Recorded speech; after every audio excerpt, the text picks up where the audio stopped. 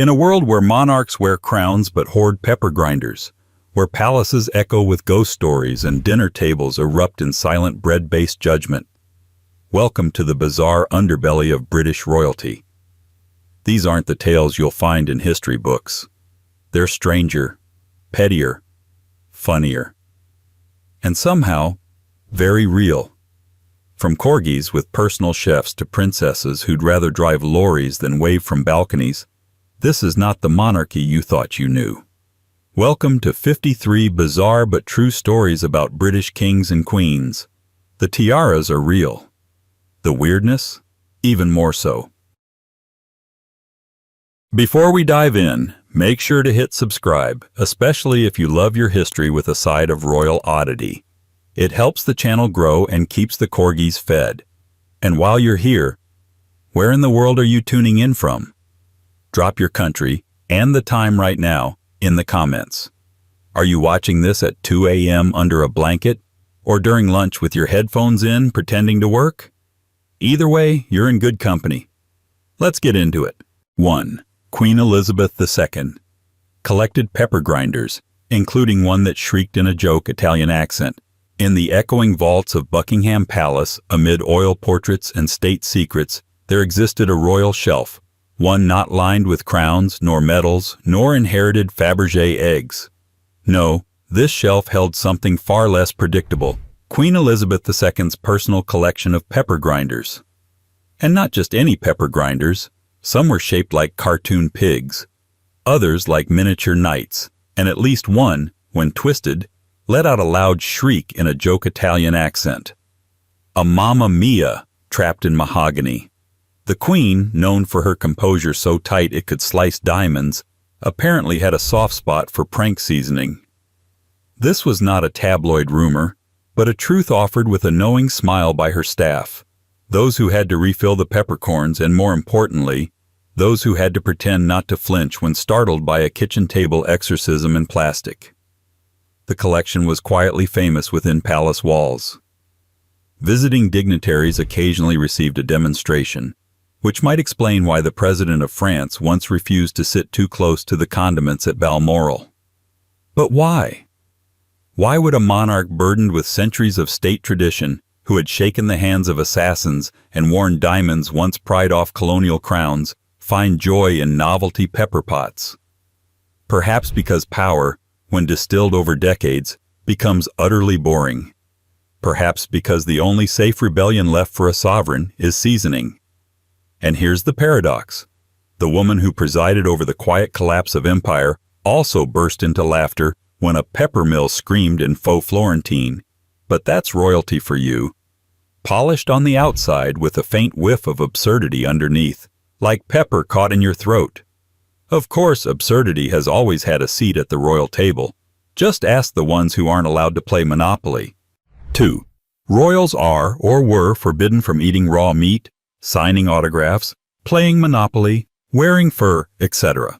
There's a curious thing about royalty. The longer they reign, the more rules seem to gather around them, like moss on stone, or superstition on power. Some rules are ancient. Others are invented mid-century and retrofitted to feel old. And some are just weird. For example, royals aren't supposed to eat raw meat.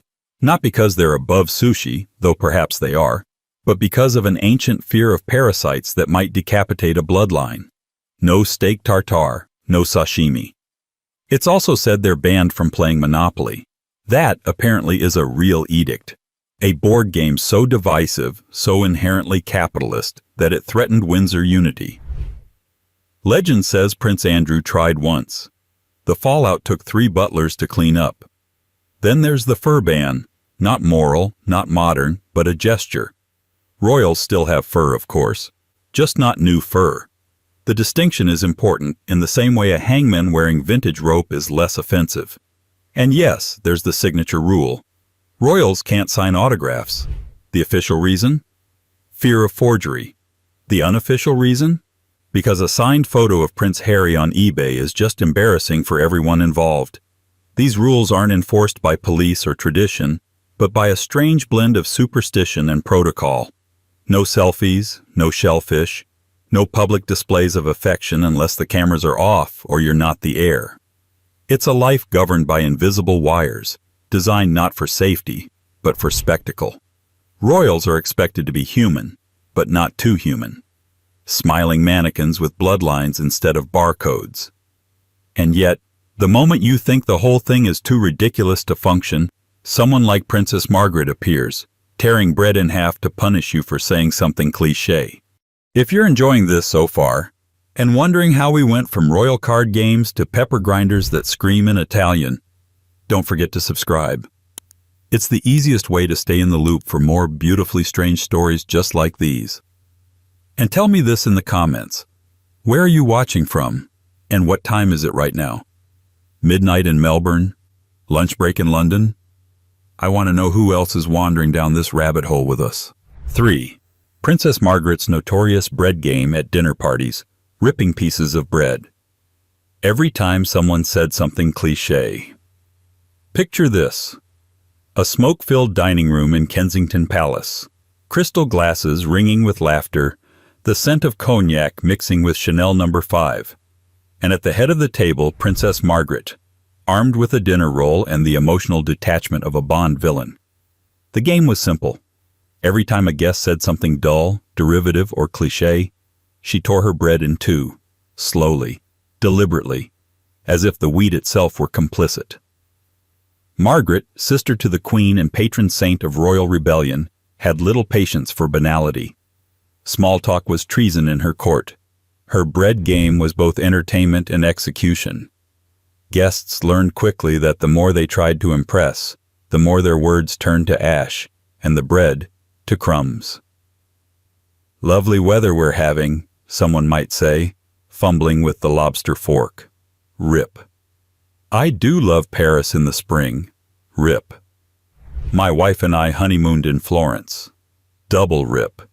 The kind reserved for the terminally unoriginal. But behind the aristocratic savagery was a strange kind of hunger. For wit, for originality, for the rare moment when a room full of aristocrats acted like humans instead of curated portraits. The bread game was cruel, yes, but it was also honest. And in a world where even your hairbrush might be state property, honesty, like good bread, was best torn open in private. Margaret wasn't trying to be shocking. She was the shock. A royal who chain-smoked in the bath, drank vodka at noon, and shamed your grammar with a carbohydrate. If Queen Elizabeth was the institution, Margaret was the performance art. And just like that, our next royal encounter involves something equally theatrical. A scandalous card game, a future king, and a trial that left the monarchy with egg, not caviar, on its face. 4. The Royal Baccarat Scandal, involving the future. Edward VII, as dealer in a high-stakes game and a cheating accusation. In September 1890, at a lavish country house party in Tranby Croft, Yorkshire, the future King Edward VII, then just the rakish Prince of Wales, found himself embroiled in a scandal so utterly aristocratic it could only involve tuxedos, cigars, and a disputed hand of baccarat. The party was a glittering affair, filled with wealthy industrialists, bored nobility, and their various hangers-on. But one guest, Sir William Gordon Cumming, made the fateful decision to win too often. Far too often, according to the whispering corners of the drawing room. Edward, acting as banker and dealer, a somewhat dubious position for a man next in line to the throne, presided over the game. Suspicion grew that Gordon Cumming was manipulating his bets after the cards were laid down. Other players secretly made a pact to never speak of it, which naturally lasted about 5 minutes. Gordon Cumming was confronted, made to sign a private agreement never to play cards again, and in return the matter would be hushed. Except it wasn't. The rumors leaked, as all good royal rumors do, and Gordon Cumming sued for defamation.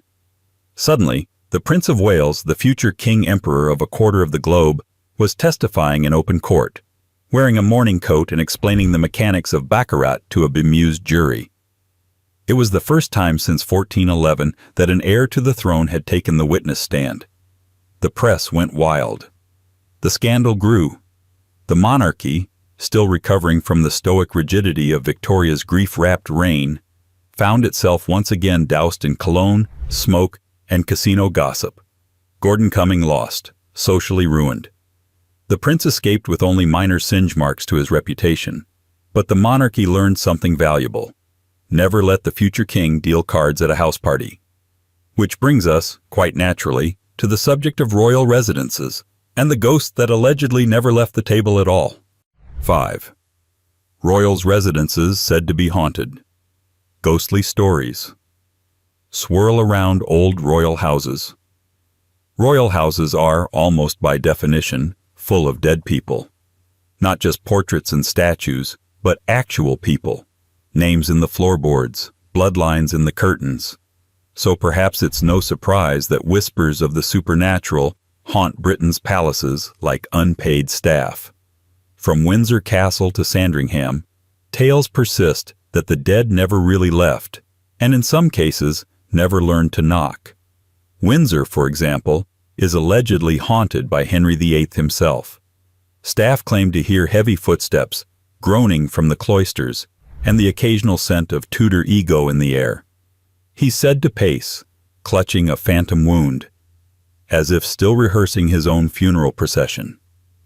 In the library, the ghost of Elizabeth I has reportedly been seen in a black dress, silently judging the living with her usual cold authority. To be fair, she did that while alive too.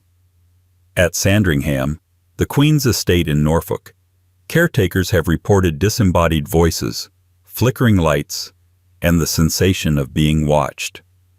One staff member once said the place goes oddly silent just before something peculiar happens, like a sudden cold spot or a painting shifting slightly on the wall. Not quite The Conjuring, but unnerving enough when you're alone folding royal linens at 3 a.m. These aren't just modern ghost tales. George III was said to talk to the spirits in Kew Palace. Princess Margaret believed in them just enough to avoid certain hallways when tipsy. And more than one footman has refused to do night duty in certain wings of Balmoral, claiming the late Duke never liked that corridor either. Whether genuine hauntings or the byproduct of too much brandy and too many oil paintings, these stories persist because they feel true. Royalty, after all, is a kind of haunting. History refusing to die politely.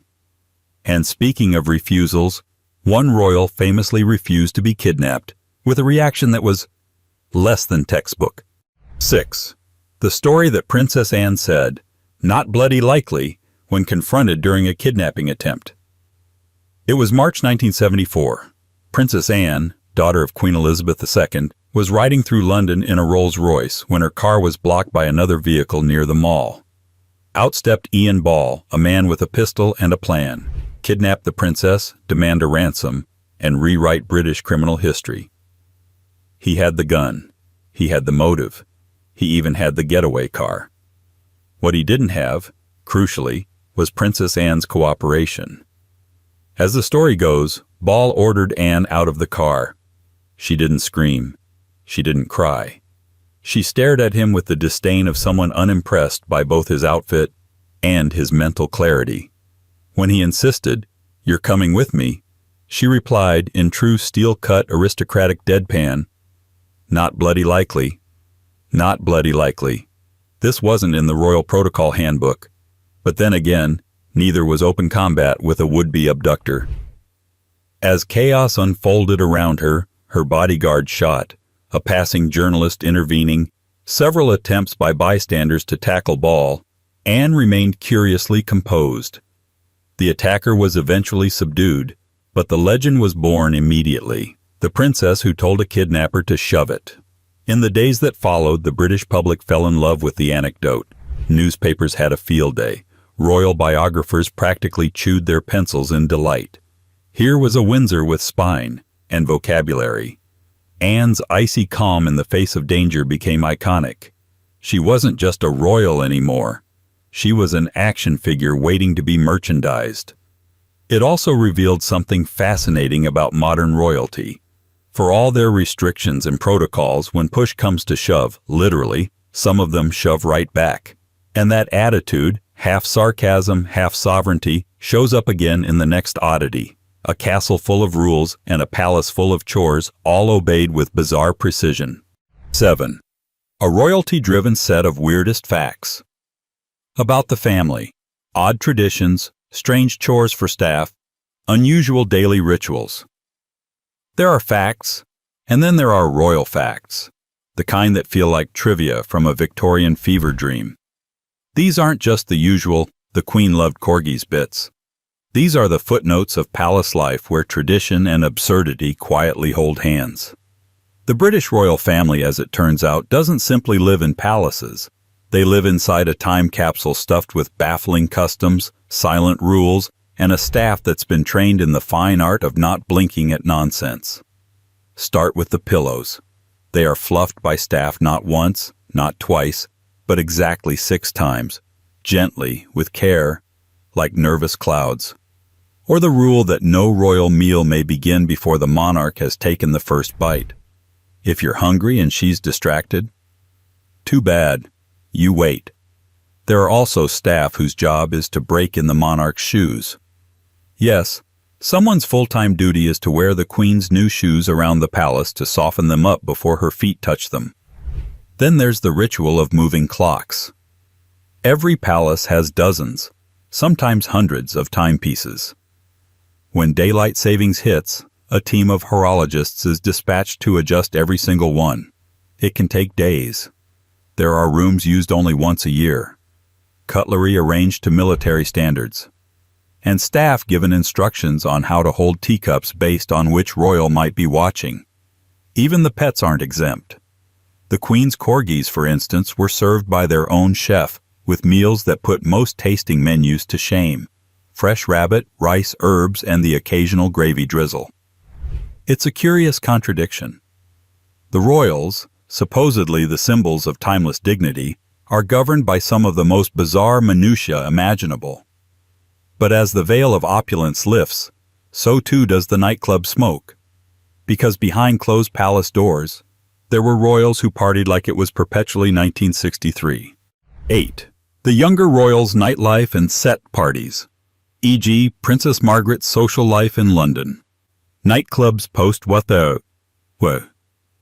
Long before paparazzi turned royal clubbing into tabloid fodder, there was Princess Margaret, chain-smoking in a velvet dress, dancing past midnight at London's most exclusive haunts, and redefining what it meant to be a Windsor after dark. While her sister ascended the throne with iron discipline, Margaret became the poster girl for aristocratic rebellion, making nightclub guest lists alongside actors, artists, and questionable counts with jazz records and ambiguous titles. Post-World War II, Britain was gray, rationed, and stiff-lipped.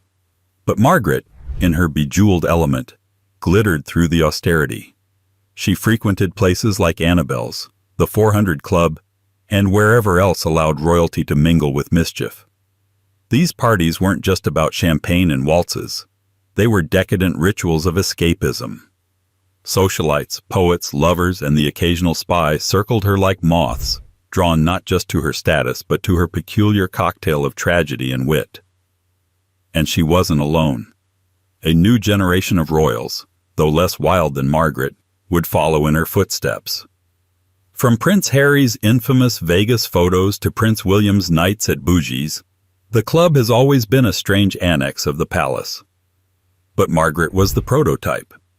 She danced while diplomats sulked. She flirted while columnists sharpened their knives. She was scandalous, but also profoundly sad, a woman caught between duty and disco. Yet her parties weren't merely indulgence. They were a silent rebellion against a system that expected silence and stiff posture. In a way, her nightlife was her autobiography. Glamour with a side of melancholy, luxury cloaked in loneliness. And while Margaret danced, her family drove, sometimes too fast, sometimes without security. Because even in the most gilded cage, sometimes you just need to feel the engine purr. 9. The fact that some members of the royal family have gotten speeding tickets or drove themselves to engagements. Imagine this. A royal, not in a golden carriage, not behind smoked glass SUVs, but behind the wheel of a modest British saloon car, speeding just a bit too eagerly down the A303. Flash, ticket, and yes, it's real. Royals, despite the myths of untouchability, have been pulled over. Fined, even scolded. Because sometimes even a duke runs late. Prince Harry, for instance, was once reportedly caught speeding on his motorbike. Prince Charles has been seen driving himself, calmly of course, to events, flanked by nothing but countryside and the ghosts of previous sovereigns. But the real icon of DIY royal driving? Princess Anne. No nonsense, hair unmoved, expression fixed somewhere between exasperation and mild contempt for delays. She not only drove herself but once expressed interest in becoming a professional HGV driver if royal duties didn't pan out. And you believe her. Because of course she would. There's a strange delight in imagining the Windsors doing such ordinary things badly. Running a red light, filling up at a service station, arguing with the sat-nav. It's the royal equivalent of seeing your teacher at the supermarket, equal parts hilarious and vaguely unsettling. But driving also represents something deeper. In a life orchestrated to the second, movement on one's own terms becomes an act of quiet rebellion. It's not about speed, it's about agency. Every royal who's turned the ignition without a chauffeur is saying, in effect, I'm not just a symbol. They are not meant to do these things, of course. There are rules, there are protocols. Which brings us to one of the most quietly bizarre of all. The one that says you can't even open a door before the sovereign. 10. A tradition that royals can't open doors for themselves before the sovereign. Of all the strange rules woven into the centuries-old fabric of British royalty, few are quite as quietly absurd as this. If you're a royal, you must not, under any circumstance, open a door for yourself when the monarch is nearby. Not because you're physically incapable, or because the doorknob is encrusted with emeralds, though some probably are, but because hierarchy demands it. The sovereign always enters first, and everyone else must hover awkwardly until the proper pecking order has been preserved. It's not about courtesy, it's choreography. The monarchy, after all, is theater dressed as governance. And in this theater, doors are props with meaning. To open one out of turn is to upstage the lead actress. Queen, king, doesn't matter. Open a door at the wrong time, and you've committed an invisible crime against centuries of pomp. This rule extends to many other things. No one sits until the monarch sits. No one eats until they eat. And heaven help you if you're standing on the wrong side of a doorframe when they arrive. The entire royal machine functions on ritualized deference. A casual act like holding a door becomes loaded with implication. Who moves first? Who follows? Who waits? But what happens when a younger royal ignores this? Or when Princess Anne drives herself to an event and opens her own door with a grunt? The world doesn't end. The crown doesn't fall. But somewhere, a private secretary probably faints gently into a cushion.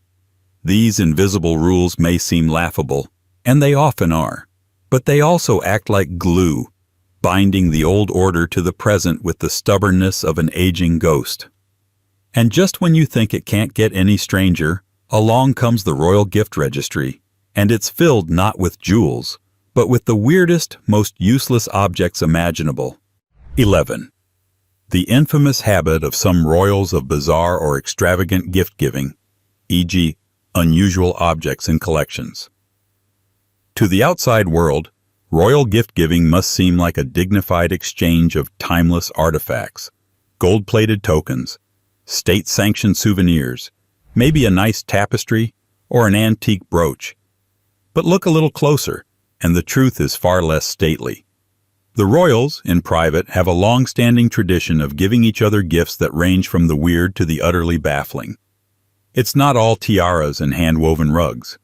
Think toilet seat covers, singing fish plaques, or pepper grinders that shout in bad Italian accents. Yes, again. Once, reportedly, a royal received a fake mustache collection as a joke. Another gave a framed photo of themselves, signed naturally, as a Christmas present. And we can't forget Prince Philip, who allegedly once gave the Queen a washing machine, romantic in an aggressively practical way. But perhaps that's the point. When you have access to everything, castles, servants, jewelry that requires its own insurance firm, what do you give someone who literally has it all? The answer apparently is nonsense. The kind of gifts that would cause confusion at an office white elephant party, let alone a palace. There's also a subgenre of miniature objects, tiny sets of silverware, teacups no larger than a thimble. Once, someone gave Princess Margaret a porcelain ashtray shaped like a slipper. Another received a corgi-sized velvet armchair. These aren't just gifts, they're messages. Tiny gilded declarations that say, I know the rules and I choose to ignore them. In this world, gift-giving becomes performance, not about utility or even sentiment, but about eccentricity worn like a crown. And the more absurd the gift, the more it delights. But absurdity doesn't just live under the Christmas tree. Sometimes it takes the witness stand. Because once, a royal was dragged into court and history blinked in disbelief. 12. A royal or future king. Being required to appear in court. Something very rare. Historically, there's a saying in Britain, the Queen reigns but does not rule. But what happens when the heir to the throne is dragged, voluntarily if uncomfortably, into the witness box of a courtroom? It happened in 1891. The setting, a courtroom crackling with curiosity. The scandal, a card game gone very wrong. The royal in question, the future King Edward VII, still very much the Prince of Wales, wearing a well-cut coat and a look of studied boredom.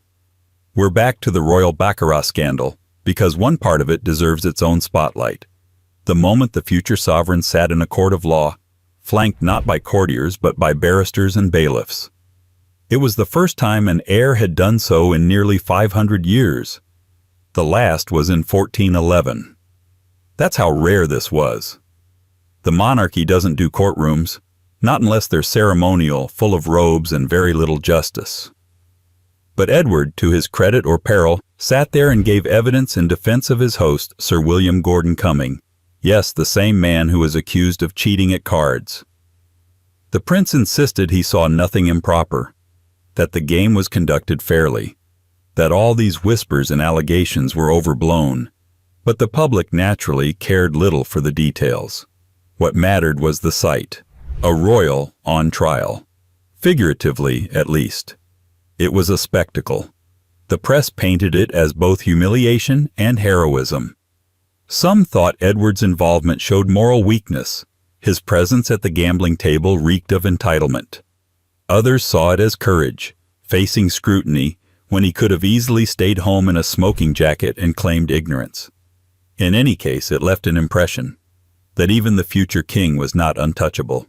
And if the throne could end up in court, it could certainly end up at the dinner table, fussing over tiny dogs and tiny plates. 13.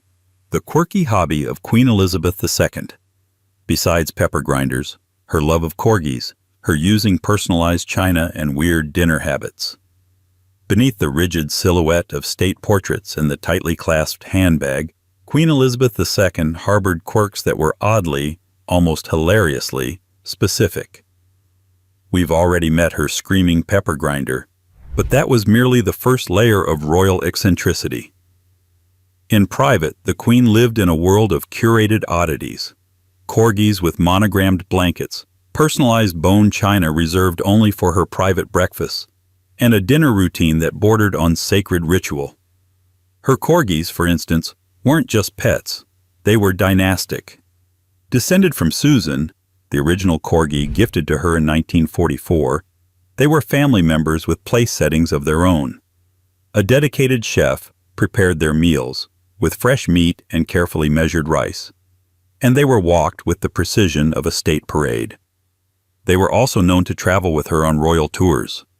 Rumor had it, she sometimes greeted them before world leaders. Then there was the china. Not just any crockery, but special, private, sometimes themed china. At Balmoral, the plates bore different motifs than those at Windsor. She used the same breakfast bowl for decades, with its hairline crack known only to a handful of butlers. Her meals were timed to the minute, but she ate quickly. Dinners were brief affairs unless guests delayed her by daring to converse between courses. Also of note, her breakfast table, where she reportedly preferred a single silver marmalade spoon, not to be confused with the lemon curd spoon, heaven forbid, and cereal stored in plastic Tupperware. The juxtaposition of crown jewels and Tupperware is the kind of symbolism most monarchs never get right. But Queen Elizabeth wasn't eccentric for effect. She simply carried her orderliness into every corner of her life, right down to how the toast should sound when tapped with a knife. And that instinct for order? It extended into her rulebook, a dusty, ever-growing catalog of bizarre etiquette that still lingers in palace corridors today. 14. The fact that discussions of the royals include odd, outdated rules that still technically apply, ceremonial or otherwise, royalty runs on ritual. Always has. But somewhere between tradition and theater, the British monarchy accumulated a pile of leftover etiquette so peculiar, so bafflingly outdated, it might as well be fan fiction for 18th century power dynamics. These aren't symbolic laws. They're real, often unenforced, but still technically binding. A living museum of don'ts and maybe don'ts. Take the rule that a royal cannot be touched without permission. Not a law per se, but an ironclad expectation. Woe betide the unsuspecting athlete, tourist, or pop star who forgets and casually places a hand on a shoulder. Somewhere, a protocol officer silently combusts. Then there's the whole business of turning your back on royalty. Technically, you're not supposed to. Whether you're exiting a room or being dismissed with a nod, walking backwards like an apologetic crab is preferred, at least in theory. Most modern royals wave this off, but tradition lingers like the scent of mothballs in an unused drawing room. Or consider how one must address them. Your Royal Highness at first, then Sir or Ma'am, depending on seniority. Not you, never Liz, and absolutely never mate. Even handshakes have choreography, offered by the royal, accepted by the subject, gripped for precisely the right duration, no more, no less. Hugging? Social death. There's also the archaic rule forbidding heirs from traveling together by plane. It's about succession security, though increasingly seen as impractical and quietly ignored. Still, it technically stands. Alongside it, the prohibition on shellfish, food poisoning risk, the ban on political opinions, obvious reasons, and the unwritten rule that one never finishes a meal after the monarch does. Cutlery must be laid down instantly, no matter how good the roast potatoes are. These rules are faint shadows of empire, half-remembered rituals that keep the mystique intact. And in the shadows of those rules, scandals sometimes bloom, especially when cars, cameras, and chaos collide in the royal rearview. 15. The story of a royal crashing into a car chase or paparazzi misadventure, e.g. related to the Princess of Wales. In the age of tabloid obsession, the royal family has often been less monarchy and more moving target. Cameras lurking behind bushes, scooters zipping after convoys, photographers hanging from lampposts like overzealous gargoyles. It's all part of the royal media ecosystem. But sometimes, that ecosystem spills over into actual chaos. In one now infamous case, a royal car was swept into a high-speed pursuit. Not by choice, but by sheer force of tabloid will. The Princess of Wales, followed relentlessly through London traffic, found herself embroiled in a paparazzi tailspin, the kind that turns brake lights into stage lights. Swerving, speeding, blocked intersections, flashing bulbs. It was a motorcade turned minefield. While full-on car chases involving royals are rare, near misses and confrontational encounters have been well documented. Even the Queen, once riding through Windsor, was reportedly caught in a near altercation with press photographers whose van nearly clipped the royal vehicle. Prince Harry has spoken openly about the paranoia bred by cameras following his every turn. Prince William, too, has had security vehicles forced to change course due to relentless pursuit. But the tone was set in the 1980s and 90s, when Diana, then Princess of Wales, became the unwilling protagonist of a paparazzi epic. Every time she got in a car, it became an event. Not because she was going somewhere important, but because her going anywhere was considered public property. The tragedy here isn't just the loss of privacy. It's the normalization of intrusion. Royals became characters in a never-ending play, one where the audience felt entitled to direct the scene, even when the stage was the M25 at rush hour. And yet, amid this spectacle, some royals insisted on taking back control by doing their own hair, makeup, and steering wheels included. 16. A royal who insisted on doing their own hair and makeup, unusual for royalty, and occasionally driving themselves. There's a reason Princess Anne is referred to, half in admiration, half in resignation, as the hardest-working royal. She doesn't bother with the pomp. She rarely cares for headlines, and she most certainly doesn't need a glam squad. While most royals glide through life flanked by stylists, hairdressers, and advisors who speak fluent fabric swatch, Anne famously opted for something radical, doing it all herself. Hair? Hers to fix. Makeup? Applied in the rearview mirror if necessary. Driving? Naturally, often at speeds that made security officials wince. On more than one occasion, she's been spotted behind the wheel of her own car, completely unfazed by the idea that the princess might park it herself, thank you very much. This wasn't a fleeting mood or a PR stunt. It's just how she operates. Known for her no-nonsense demeanor and dry humor so sharp it could prune hedges, Anne has always carved out a royal identity steeped in self-sufficiency. There's something about the image of a royal brushing her own hair and heading out the door, keys in hand, that feels rebelliously human. While other royals may be flanked by stylists in couture consultations, Anne's loyalty is to practicality. Her signature beehive? It hasn't changed in decades, partly because she likes it, and partly because, let's be honest, it's easier not to fuss. Her makeup style is consistent, unpretentious, and applied without ceremony. In a world of velvet ropes and ceremonial excess, Anne represents a particular kind of royal resistance, the refusal to be helpless. She doesn't need pampering. She needs the car keys and a schedule. And if you think that attitude was confined to her morning routine, think again, because her nightlife habits were just as defiantly unroyal and just as legendary. 17. The nightclub going of a princess which shocked decades earlier, e.g., Princess Margaret's London nightlife. When Princess Margaret descended the marble stairs of a London nightclub in the 1950s, cigarette in hand, eyes narrowed behind dark lashes, it wasn't just an entrance. It was an act of cultural sabotage. Royals didn't do this. They didn't drink with jazz musicians. They didn't flirt with actors or stay out past midnight unless it was at a charity gala. But Margaret didn't care. She was the Queen's sister, and that gave her just enough immunity to behave like no one else dared. Her favorite haunts weren't ballrooms, but dimly lit cocktail lounges. Clubs like Annabelle's and the 400 became her second palaces, filled not with courtiers, but artists, aristocrats, and a rotating cast of bohemian partygoers. Her entourage, later known as the Margaret Set, was a swirling cocktail of fashion designers, writers, and scandal magnates. Wherever she went, rumors followed. So did flashbulbs and social panic. She didn't dance like a royal. She didn't speak like a diplomat. She was funny, cutting, sometimes cruel, but always magnetic. She smoked, she drank, she swore, and she did it all wrapped in couture and family jewels. Margaret's nightlife wasn't just about fun.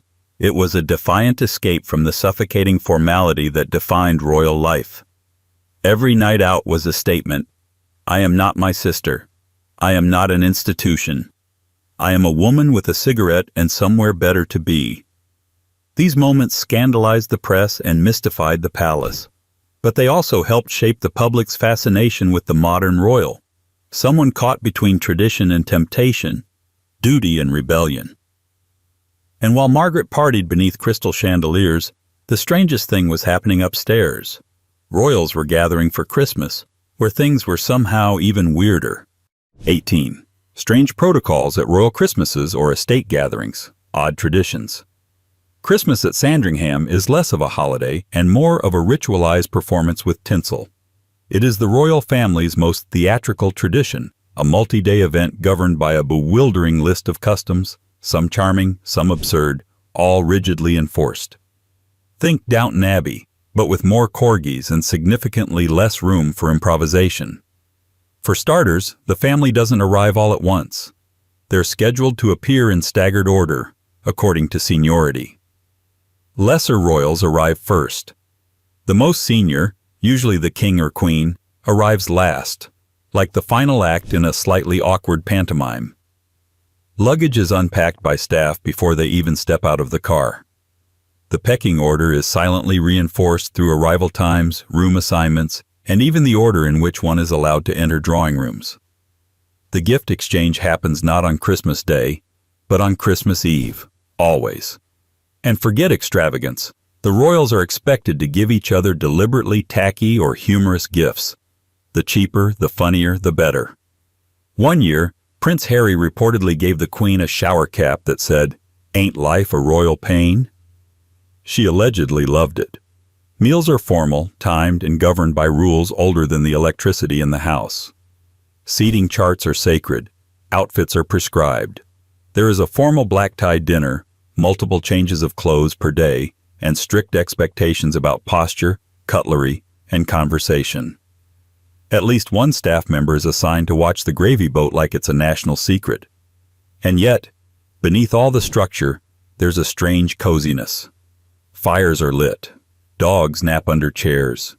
Children are allowed a brief moment of chaos before being gently reabsorbed into the schedule. Royal Christmas isn't about comfort. It's about tradition dressed in a tinsel crown. But it's not the tinsel that surprises most people. It's what's hidden on the shelves, like collections that seem more fit for a toy store than a palace. 19. A royal collection of toy-like objects, for example odd pepper grinders, and mini menus or mini sets. Just for palace fun.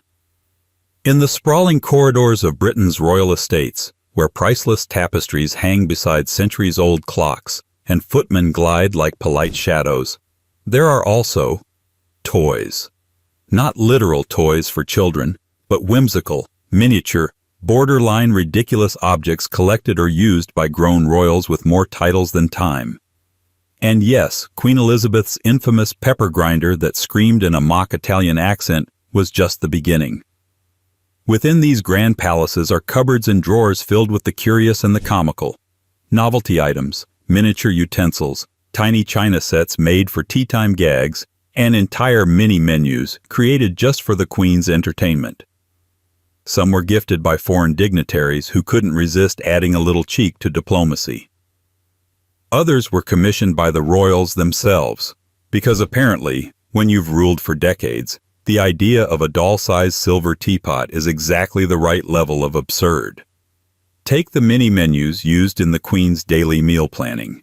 Each day, a tiny printed card listed her meal options, carefully reviewed and initialed by Her Majesty before the chefs got to work. These weren't index cards. They were bespoke, dainty, and absurdly formal, like dinner party RSVPs from another planet. Her corgis, of course, had their own full-size menus, though reportedly their meals were of a similar quality. Then there's the vast collection of novelty pepper grinders, some of which made noise, others shaped like animals, or designed to look like everyday objects with a culinary twist. These weren't on public display. They were for personal amusement, for palace staff in the know, and perhaps for breaking the silence of centuries-old dining halls. The contrast is delicious. Ancient thrones, and next to them, a toy pepper mill that squeals like a vaudeville act. But this contrast isn't new, because even royal bloodlines have, at times, delivered statements stranger than fiction. 20. The notion of royal bloodlines. Being discussed in odd contexts. Unusual statements by royals about blood, lineage, ancestry. To be royal is, in theory, to be descended from a long line of historical power, sacred destiny, and at least 3 different European wars no one remembers in detail. But sometimes this idea of bloodline takes a detour into the delightfully strange. It's not enough to be descended from kings, you must speak like you are. And over the years, some royals have made statements about their ancestry that veer from impressive into outright bizarre. Take, for instance, Princess Michael of Kent, who once claimed to have more royal blood in her veins than anyone else in the royal family. A bold statement, considering she was speaking about the family she married into. She cited her lineage to various monarchs of France, Hungary, and Austria, tracing ancestry back to medieval nobility with a level of confidence normally reserved for conspiracy theorists and wine sommeliers. Other royals have commented on bloodlines with less grandeur, but no less oddity. Some mused publicly on their genetic superiority in interviews, drawing raised eyebrows from both courtiers and commentators. In an age when monarchy is more brand than birthright, such claims come off less as fact and more as PR missteps. Like someone at a dinner party who insists they're descended from Charlemagne on both sides. There's a theatricality to it all. A sense that royal lineage is more spell than science, more about projection than genealogy. And in a way, that's always been the case. The divine right of kings was never about chromosomes. It was about mystique. But when mystique falters and bloodlines blur, some royals have tried to rewrite their own legacy through authorship, sometimes with unfortunate results. 21.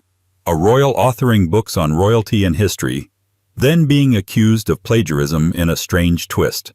Authorship, in royal circles, is usually left to court historians and sympathetic biographers. But occasionally, a royal will take up the pen themselves, seeking perhaps to shape their own narrative or simply enjoy the thrill of publishing under their own name.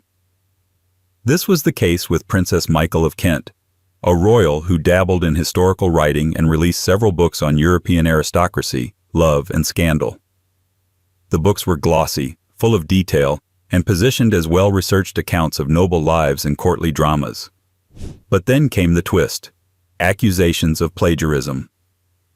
Multiple passages, it was claimed, bore striking resemblance to other published works. Some sentences, critics pointed out, were nearly identical.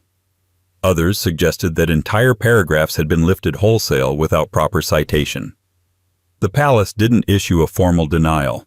Princess Michael herself responded with what can only be described as aristocratic confusion, suggesting that the errors were unintentional or perhaps the fault of overzealous researchers. It was the royal version of "my assistant did it," except with footnotes and 18th century scandals. The irony, of course, was rich. A royal writing about the legitimacy of noble bloodlines and historic marriages, only to be accused of copying someone else's words. The episode became a cautionary tale in modern monarchy.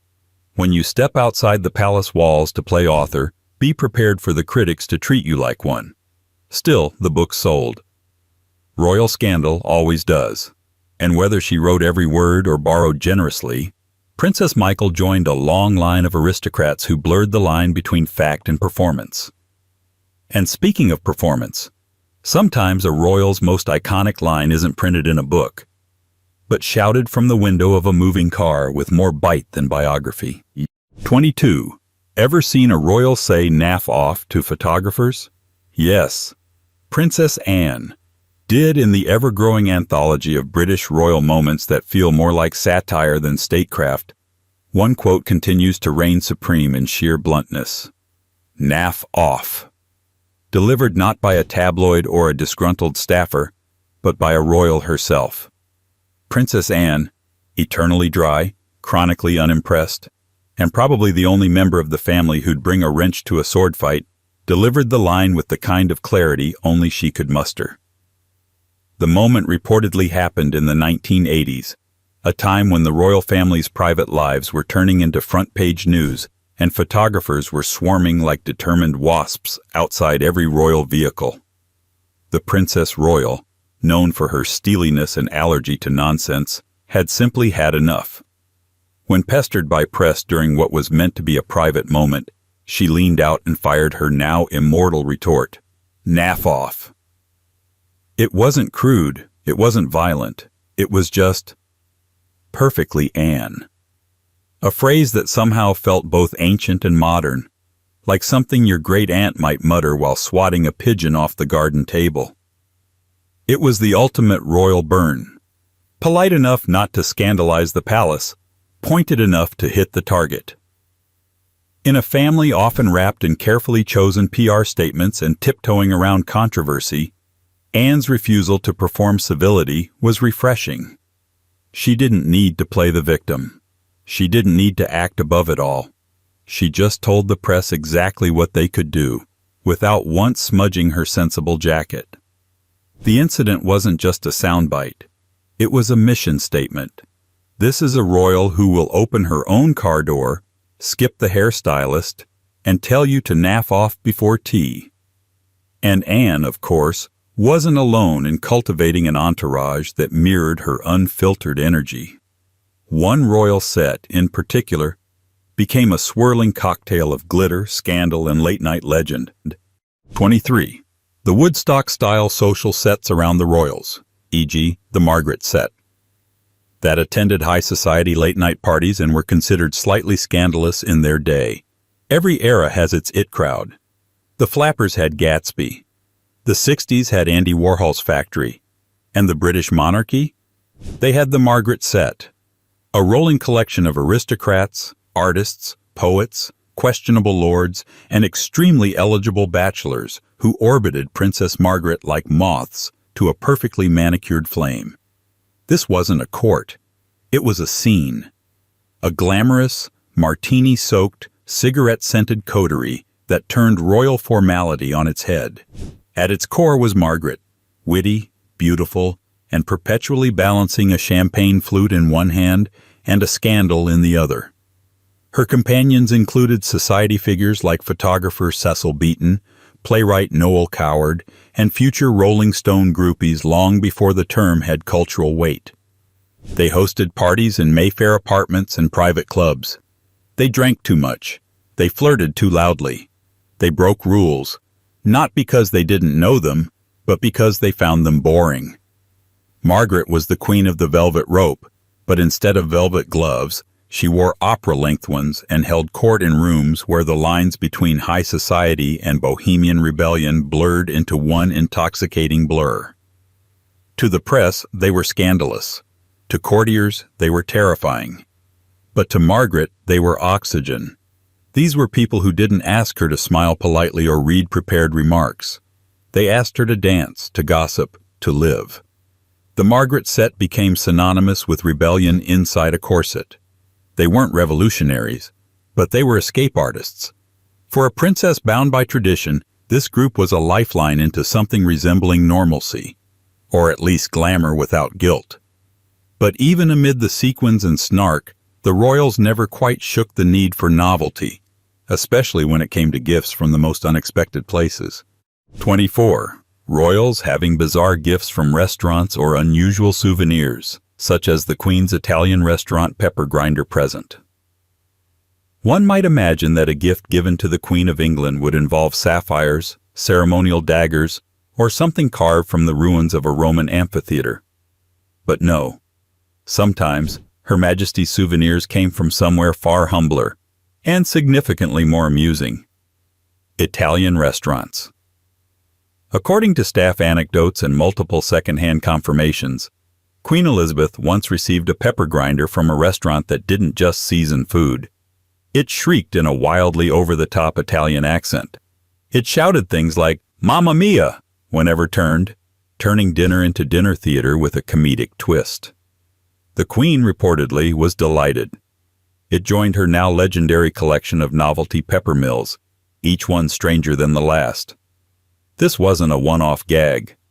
Over the years, the queen accumulated a selection of peculiar gifts that seemed more fit for a collector of eccentricities than the reigning monarch of a constitutional empire. There were dog-shaped salt shakers, miniature china shaped like fruit, tea towels with deeply odd cartoons, and many of them came not from foreign dignitaries or palace gift shops, but from restaurants, local shops, or well-meaning strangers with a flair for the ridiculous. Why keep them? Perhaps because being queen involves enduring a conveyor belt of stiff formalities, polite smiles, and ceremonial boredom. A pepper grinder that yells like a stage actor from Naples is more than a joke. It's a brief, ridiculous reminder that even monarchy is allowed to laugh at itself. These gifts weren't displayed next to the crown jewels. They lived in side cabinets, staff kitchens, private retreats, spaces where the royal image softened and personality peeked out from behind protocol. And in the kingdom of bizarre royal gift exchanges, one scandal, fueled by cards, cigars, and a courtroom, stood as a gaudy warning. Always know your limits at the Baccarat table. 25. A royal or future king. Embroiled in a blatant gambling scandal. Again, Baccarat scandal. Some stories refuse to die. And in the annals of royal scandal, the Baccarat affair of 1890 keeps returning. Not because of its drama, which was admittedly modest by modern standards, but because of its sheer, unapologetic absurdity. It's the royal equivalent of a scandal involving both a poker game and a fruitcake, but with titles. We return again to the future Edward VII, at the time still Prince of Wales, who attended a house party at Tranby Croft, a sprawling country estate owned by one of those wealthy industrialists who made his money in something you wouldn't dare ask about at dinner.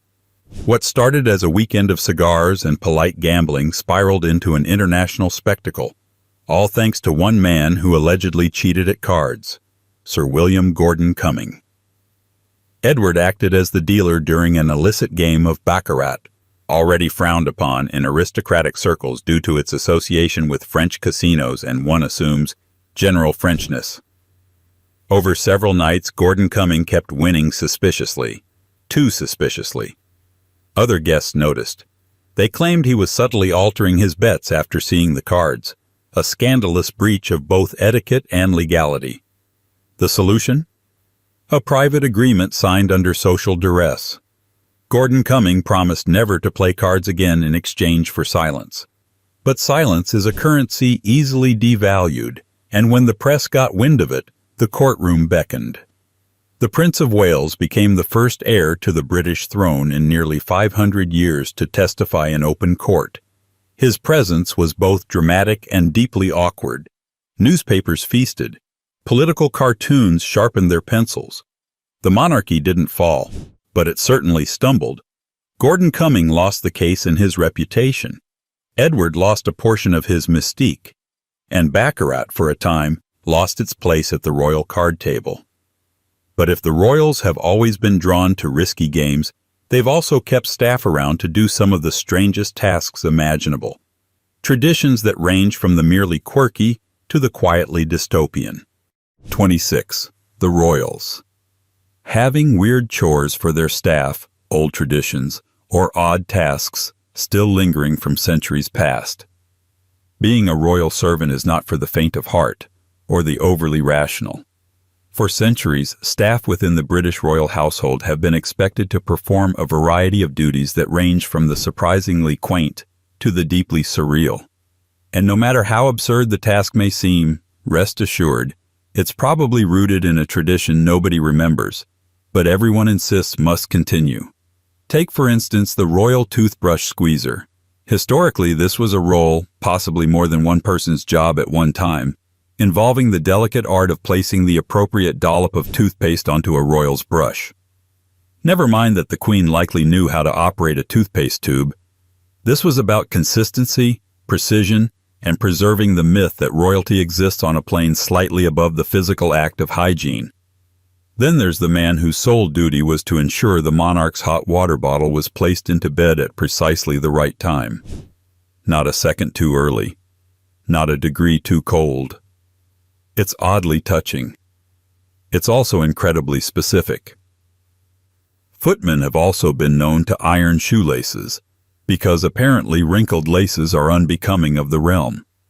Some staffers are tasked with measuring how loud the staff's footsteps are across marble floors, ensuring royal ears remain unbothered.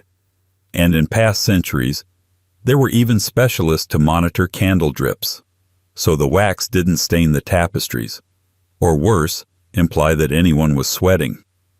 These chores are more than eccentric leftovers. They're part of the ritual. Every odd duty, no matter how unnecessary it may seem in the age of central heating and electric toothbrushes, serves one sacred function: to maintain the illusion that the monarchy floats, gliding above the mundane. And nowhere is that floating more apparent than in rules that govern not just doors or toothpaste, but how people may sit in the same room. 27. The story of the royal family. Having strict rules. Even around simple things, like door opening, signatures, or living room seating. Most families squabble over remote controls or where to sit at dinner. The British royals, however, operate on a level of seating choreography that would confuse professional ballet dancers. Every room, every event, every sofa encounter is orchestrated with the subtle tension of a diplomatic summit. Why?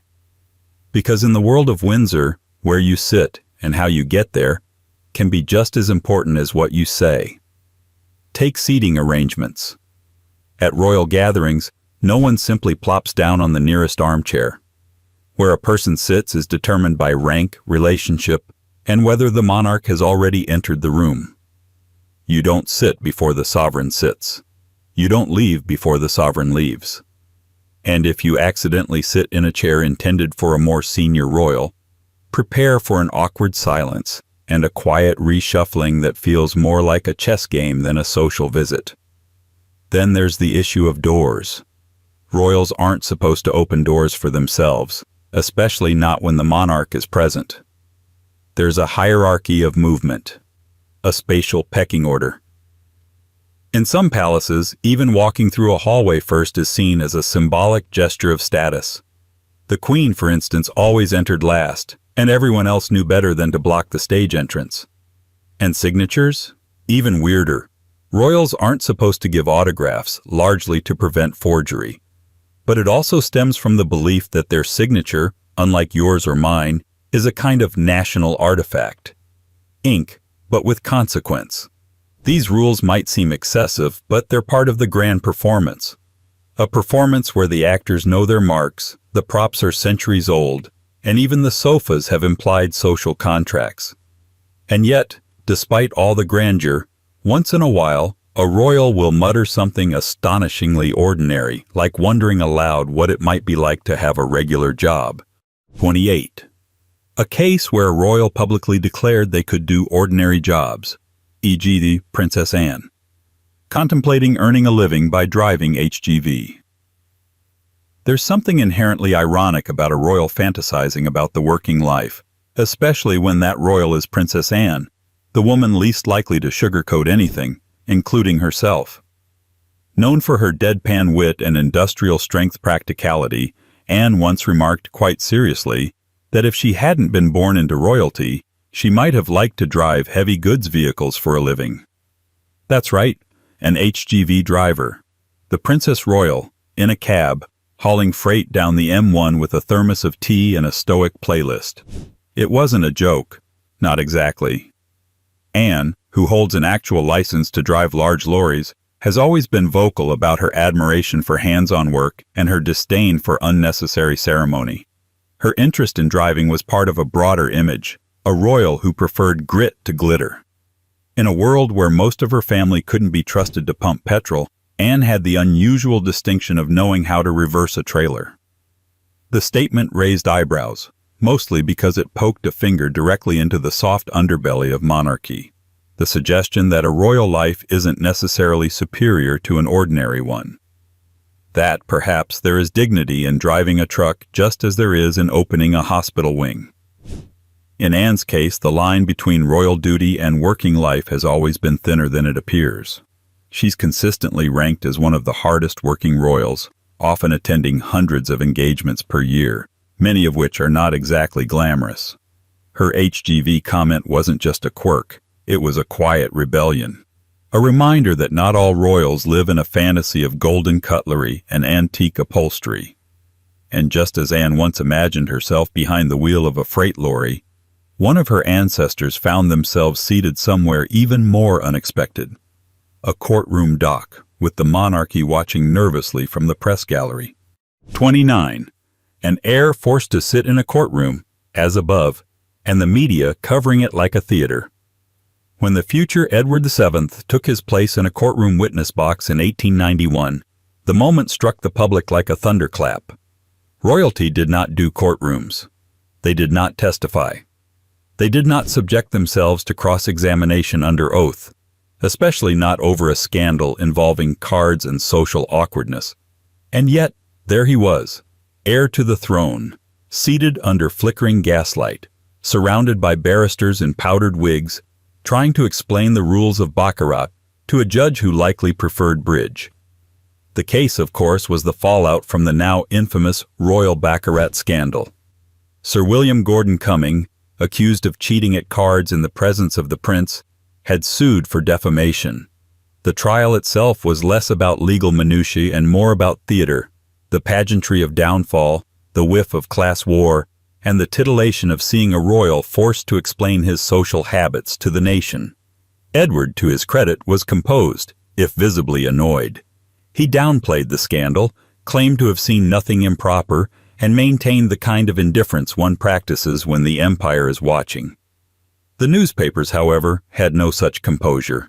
Every eyebrow twitch, every cough, every ill-timed phrase became headline fodder. The courtroom transformed into a stage, the jury into an audience, and the prince into something he had never quite been before. A character in someone else's drama. Gordon Cumming lost. His reputation crumbled. But the monarchy, though technically unscathed, had cracked its veneer.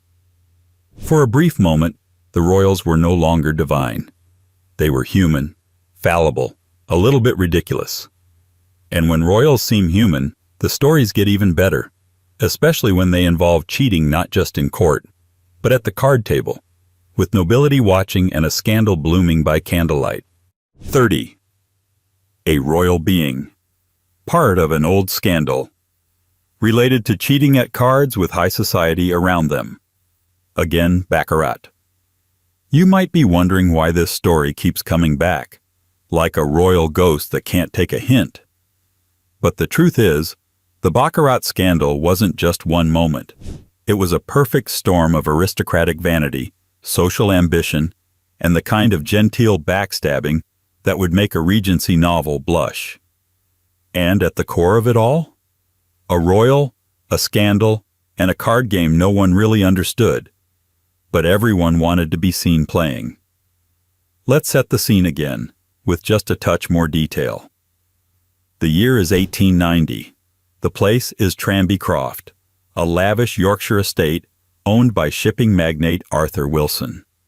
The guest list reads like a who's who of late Victorian privilege. And the entertainment? A clandestine round of Baccarat, hosted in defiance of polite society's expectations. The Prince of Wales, future Edward VII, was the dealer. His presence gave the game a royal seal of cool, despite its legal ambiguity. But then there was Sir William Gordon Cumming, a decorated soldier and social climber who had the misfortune of winning too often, too conveniently. Whispers spread. Fellow guests claimed he manipulated his stakes after seeing his hand. In a twist both awkward and sinister, they cornered him, made him sign a promise never to play again, and tried to bury the story. That, of course, failed spectacularly. What makes this episode endlessly fascinating isn't just the cheating or the trial. It's the social structure it exposed. The aristocracy, desperate to protect their code of silence. A prince, trying to stay above it all but sinking into the scandal by proximity. And a man destroyed not by proof, but by propriety. It's the kind of slow-motion collapse that would feel at home in a modern soap opera. except everyone's wearing monocles and pretending they're too dignified to care. And while the Baccarat table was a stage for scandal, another royal was beginning each day with a ritual that was, in its own way, just as surreal. 31. The eccentric morning routine of Princess Margaret. Breakfast in bed, chain-smoking, vodka at midday. If Queen Elizabeth II ran her mornings like a military operation, punctual, clean, efficient, her younger sister Princess Margaret treated hers like the opening act of a cabaret show set in a very glamorous, very smoky limbo. Her daily routine, as revealed by palace insiders and Margaret's own long-suffering staff, reads less like the start of a productive royal day and more like the surreal itinerary of a 1950s jazz diva marooned in a palace. She would wake, slowly, in a bedroom swaddled in silks and ashtrays, around 9 a.m. Not that waking implied getting up. No. Margaret began her day with 2 hours in bed, drifting between pillows and newspapers, chain-smoking her first set of cigarettes, and occasionally indulging in the kind of private rants best left unrecorded.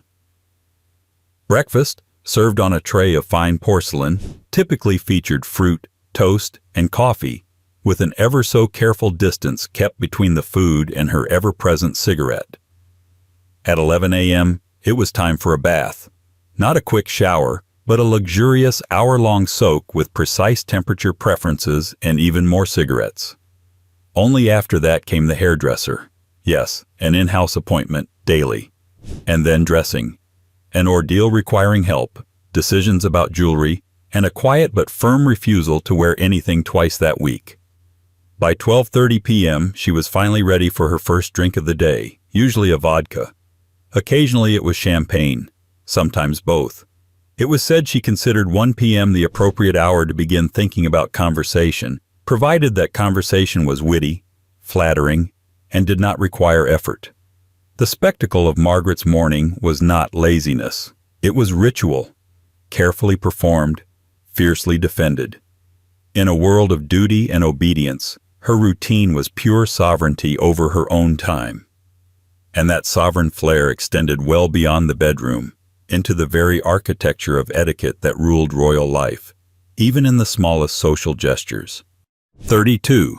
The practice of royals, having to apply bizarre old etiquette at formal events, e.g., rules of who opens which door, who sits where, who shouts, "Sir, ma'am." When, in the royal ecosystem, etiquette is less about manners and more about mechanics. It is a meticulously choreographed system of invisible rules that dictate who may move, when they may move, and what title they must mutter while doing so. At any given formal event involving the royal family, there is an unspoken orchestra of courtiers, guests, and dignitaries, all subtly checking over their shoulders to make sure they aren't violating a rule older than electricity. Take entrances, for example. You never enter before the sovereign. You never walk ahead of a senior royal unless invited. You certainly don't speak unless spoken to, and if you do, you'd better get the title right. Your Royal Highness, on first approach, then Sir or Ma'am. Misfire with a Mrs. or a rogue handshake and suddenly you're the dinner party anecdote no one wants to be. Seating charts are another minefield. Where you sit depends not only on rank, but on proximity to power, lineage, marriage order, and, rumor has it, how much the Queen likes you. You may find yourself between a viscount and someone who owns 7 castles but has no speaking role, desperately trying to decode the correct fork to use and when exactly to say charmed. Staff are trained to enforce these rituals with gentle firmness. At state dinners, footmen wait for subtle cues, a lifted eyebrow, a lowered knife, to know when to begin service. In less formal settings, courtiers have been known to redirect entire seating plans because a cousin once removed accidentally took a chair meant for someone a shade more royal. These rules may seem trivial, but they aren't. They are the scaffolding of mystique, the illusion of timeless order built on who sits where, who bows when, and who dares speak out of turn. And in this hierarchy of control, there's one detail often overlooked. Even royals sometimes struggle with money, mortgages, and the quiet humiliation of bills. 33. The notion that some royals had to pay off mortgages or had odd debts. Though one normally thinks of them as above, that royalty, in public imagination, occupies a realm of effortless wealth. Castles appear fully paid off. Jewelry arrives without a bill. Servants materialize like helpful ghosts. And yet, behind the tapestry walls of aristocracy, the ledgers still hum. Because even monarchs, princes, and princesses occasionally find themselves tangled in the quiet, uncomfortable mathematics of debt. Historically, many members of the British royal family, particularly those not directly in line for the throne, have had to confront an awkward truth. The title doesn't always come with the money. While the sovereign is supported by state funding, others have to make do with allowances, inheritance, or, in some cases, property assets they can't quite afford to keep. There have been reports of royals quietly selling off family heirlooms or downgrading residences. One duke was revealed to have mortgaged a sprawling estate to cover taxes and repairs.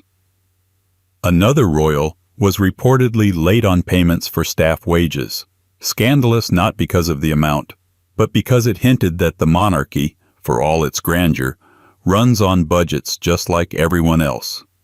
Princess Margaret, despite her image of limitless glamour, once needed financial help from the Queen to keep her lifestyle afloat. Other minor royals have leased out sections of their homes or sold antiques from the family vaults. And let's not forget the royals who quietly rent out royal properties for events, weddings, film shoots, even corporate retreats. These moments reveal a different kind of royal reality, not one of unlimited luxury, but of strategic survival. Maintaining the appearance of wealth, it turns out, can be as expensive as actual wealth. And for a family raised on image, illusion, and inheritance, the idea of falling behind on bills feels almost taboo. But not nearly as taboo as what sometimes lands under the tree each Christmas. Gifts so strange they defy protocol, explanation, and, occasionally, good taste. 34. The gift giving. Quirks of royals, e.g., unusual objects, odd shapes, miniatures, novelty items. Christmas at Sandringham may be rigidly choreographed in every other way, from arrival times to dress codes. But when it comes to the royal gift exchange, all rules are gleefully thrown out the stained glass window. The royals, for all their titles and tiaras, have cultivated a tradition of giving one another gifts that are less Tiffany & Co.ing and more novelty shop in Notting Hill. The goal? Be as absurd, cheeky, or outright ridiculous as possible. It's not just the Queen receiving Italian-accented pepper grinders or Prince Harry gifting shower caps with questionable slogans. The family is known to exchange miniature versions of household items, animal-shaped utensils, deliberately ugly trinkets, and gag presents that would look more at home at a student union white elephant party than a royal estate. One year, Princess Anne reportedly gave her brother, Charles, a leather toilet seat. He loved it so much he took it on royal tours. The tradition is rooted in the idea that when you have everything, the only way to surprise each other is to go sideways. The expected is boring. Diamonds are dull. A singing fish plaque? Now we're talking. These gifts are not grand. They're personal. They're inside jokes with a royal stamp. Even the Queen herself was said to join in with delight, presenting gifts that balanced humor with a sharp, dry wit. No one was spared, and everyone knew the real test wasn't in the cost of the gift, but in the creativity. How far could you push the joke without crossing the invisible line of decorum? And yet, these odd tokens echo something larger. That royalty is a life so formal, so bounded by protocol, that the rarest luxury is absurdity. A moment to be unserious, to be slightly ridiculous, or at the very least, to be playfully strange. Which leads naturally to the next mystery. Why do some royals, seemingly defined by dignity, act like mischievous children when seated around the dinner table? 35. The fact that sometimes royals have toy-like behavior or childish traditions, even though they appear stately. such as games at dinner, bread game example. For all the state dinners and silk gloves, there's a childish streak running just beneath the royal veneer, one that surfaces rather unexpectedly at the dinner table. Take Princess Margaret, for instance, whose infamous bread game became legend among the aristocratic dinner set. But it wasn't an isolated quirk. The royal table, especially in private, has long been a theater for play, subversion, and odd little traditions that suggest that even monarchs sometimes behave like prankish schoolchildren when they think no one is watching. The bread game worked like this. Every time someone at the table uttered a tired cliché or predictable pleasantry, "It's been such lovely weather. We must do this again soon," Margaret would theatrically tear a piece of bread in silence. Rip. Another platitude? Rip. It was her way of expressing her intolerance for dullness, with a side of passive aggression served on porcelain. Guests, as you can imagine, quickly found themselves speaking in short, nervous bursts. But beyond Margaret's particular brand of etiquette sabotage, the royals have long indulged in toy-like customs and inside jokes that carry on through generations. From secretive charade sessions at Balmoral to oddly competitive Christmas table games, many royal gatherings look less like state functions and more like eccentric boarding school reunions. Even during formal events, there are stories of whispered puns between princes, elaborate bets placed on speech timing, and once, allegedly, a race involving napkin folding techniques. These childish behaviors aren't accidents. They're carefully protected pockets of normalcy. After all, when your daily life involves scripted conversations and global scrutiny, the dinner table may be the only place where irreverence can still thrive.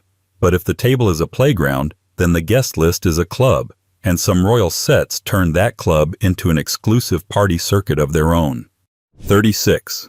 A royal who had a set of friends in socialite high society that functioned almost like a club, being heavily followed by tabloids.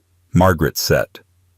Long before Instagram followers and influencer squads, there was the Margaret set, a curated crew of aristocrats, artists, actors, and stylish provocateurs who orbited Princess Margaret in a swirl of velvet and cigarette smoke. This wasn't just a friend group. It was a lifestyle brand disguised as a social circle. They didn't just attend parties, they were the parties. The tabloids followed them obsessively. The court watched them warily. And Margaret, the royal at its center, thrived in this curated chaos. They met in glittering private clubs, dined in Mayfair's most exclusive spots, and holidayed in estates that felt more like film sets than homes. Their gatherings combined royal formality with beatnik nonchalance, black tie on top, scandal below. There was painter Lucian Freud, fashion designer Hardy Amies, playwright Noel Coward, each of them bringing a whiff of mischief, modernity, and gentle anarchy. For Margaret, the set was more than company. It was refuge, a space where she could escape the suffocating scrutiny of Buckingham Palace and reinvent herself as a modern, glamorous woman of the world, albeit one who also happened to be 11th in line to the throne. This club was endlessly dissected by the press. Every dinner was a potential scandal, every flirtation a national debate. But for all the scrutiny, the group maintained an elite intimacy, bound not just by fame, but by a shared disdain for convention. To outsiders, it looked like excess, but to Margaret, it was something closer to oxygen. Where her sister had duty, she had style. Where the monarchy had tradition, she had taste. And speaking of lineage and taste, some royals didn't stop at parties. They made bold declarations about their ancestry that turned heads across drawing rooms and dinner tables alike. 37. The story of unusual ancestry or lineage statements by a royal. See Princess Michael of Kent's comment about royal blood in her veins. In the realm of royalty, bloodlines are not just metaphors. They're currency, identity, and status rolled into one. But every so often, a royal pushes the narrative a little too far, turning pride in ancestry into something closer to self-parody. Few have done this with as much flair or as much controversy as Princess Michael of Kent. Princess Michael, born Baroness Marie Christine von Reibnitz, once famously claimed to have more royal blood in her veins than the Queen herself. A statement that, even by aristocratic standards, was bold to the point of theatrical. Technically, she wasn't wrong, depending on which centuries and European minor monarchies one wants to include on the family tree. She is descended from several strands of European royalty, particularly from the Habsburgs and various branches of minor German aristocracy. But the sheer confidence with which she delivered the claim turned heads, and not always admiringly. In the context of the modern monarchy, where public approval matters more than royal DNA, her comment felt like something transported from the 18th century, minus the powdered wig. The remark resurfaced multiple times in tabloids, especially during periods when Princess Michael's behavior already invited criticism. Her penchant for opulent fashion, haughty airs, and a few tone-deaf public gaffes didn't help her cause. But perhaps more interesting than the claim itself was what it revealed about a certain kind of aristocratic nostalgia, a longing for a time when bloodlines really did shape power, and where superiority could be charted like genealogy spreadsheets. In today's monarchy, where humility is now a desirable royal trait, such statements feel like a relic, but they also serve as reminders. Beneath the PR training and press releases, the fantasy of divine ancestry still lingers. And speaking of fantasy, nothing blurred the line between privilege and indulgence quite like the overlap of aristocratic nightlife and the so-called royal responsibilities that happen to include cocktails at dawn. 38. The weird overlap of aristocratic nightlife and royal life, late nights, clubs, cars, in decades past, when one assumed royal equals always proper. The image of royalty is supposed to be one of restraint, duty, and quiet elegance. But somewhere in the velvet-draped back rooms of 1960s London, that idea was repeatedly and joyously set on fire. In the decades when tradition still wrapped itself around the monarchy like a corset, the younger royals and their aristocratic cousins were busy slipping out the back door and into the city's club scene, with martinis in hand and reputations left behind. This was an era when the lines between royalty and aristocracy blurred after dark. High society wasn't content to simply attend garden parties anymore. They wanted to dance until sunrise, preferably with someone scandalous. The Sloane Rangers of the 1980s were perhaps the most obvious successors to this trend, a generation of posh socialites, some with titles, others with trust funds, who made clubbing into a contact sport. They mingled with royals, dated them, partied with them, and occasionally gave the press its favorite scandals. Places like Annabelle's, Tramp, and Bougie's weren't just clubs. They were unofficial royal annexes. It wasn't unusual to see a viscount on the dance floor next to a minor princess, both pretending tomorrow's headlines didn't exist. For the press, it was a gold mine. For palace staff, a headache. And for the royals themselves, it was freedom, however fleeting. This culture of aristocratic nightlife also revealed a curious truth. For all their power and wealth, royals often envied the semi-detached freedom of the aristocracy. The titled nobodies could misbehave with fewer consequences. Royals? They just did it more carefully, or with more plausible deniability. And yet, as these late nights rolled into early mornings, a different kind of unease settled over their ancestral homes. Because while the clubs were loud and glamorous, the palaces, well, some say they were never truly empty. 39. Old royal houses.